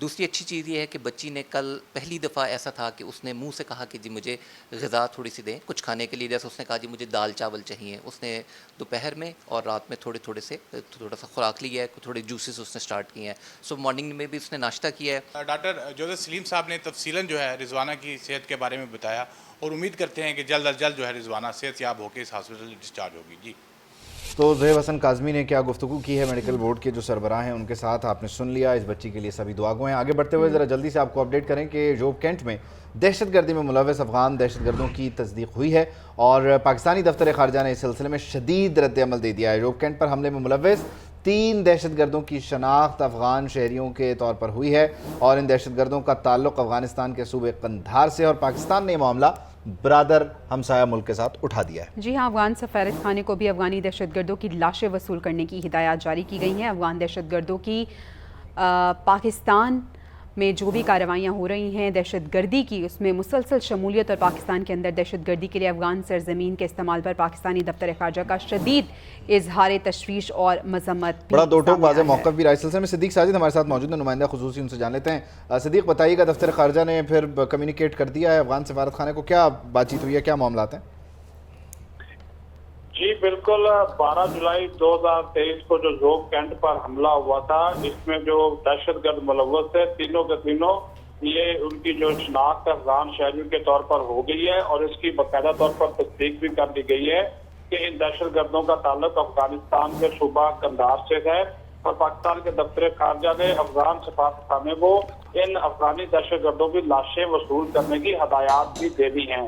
ताहम अजराय का कहना है कि अभी तक अफगान सफारत खाने ने इस हवाले से कोई जो है वो रद्द-ए-अमल नहीं दिया। अफगान दहशतगर्दों की पाकिस्तान में दहशतगर्द कार्रवाइयों में मुसलसल शमूलियत और पाकिस्तान के अंदर दहशतगर्दी के लिए अफगान सरजमीन के इस्तेमाल पर पाकिस्तानी दफ्तर खारजा ने शदीद तशवीश भी किया है और इसकी मजम्मत भी की है कि अफगानिस्तान की जो सरजमीन है वो पाकिस्तान के खिलाफ जो है वो इस्तेमाल की जा रही है और इसका रोका जाना बहुत जरूरी है। जी ठीक है, बहुत शुक्रिया सिद्दीक साजिद। आज के न्यूज़ रूम से हमें इजाज़त दीजिए, आपसे मुलाकात होगी कल शाम। अल्लाह ने के बाद।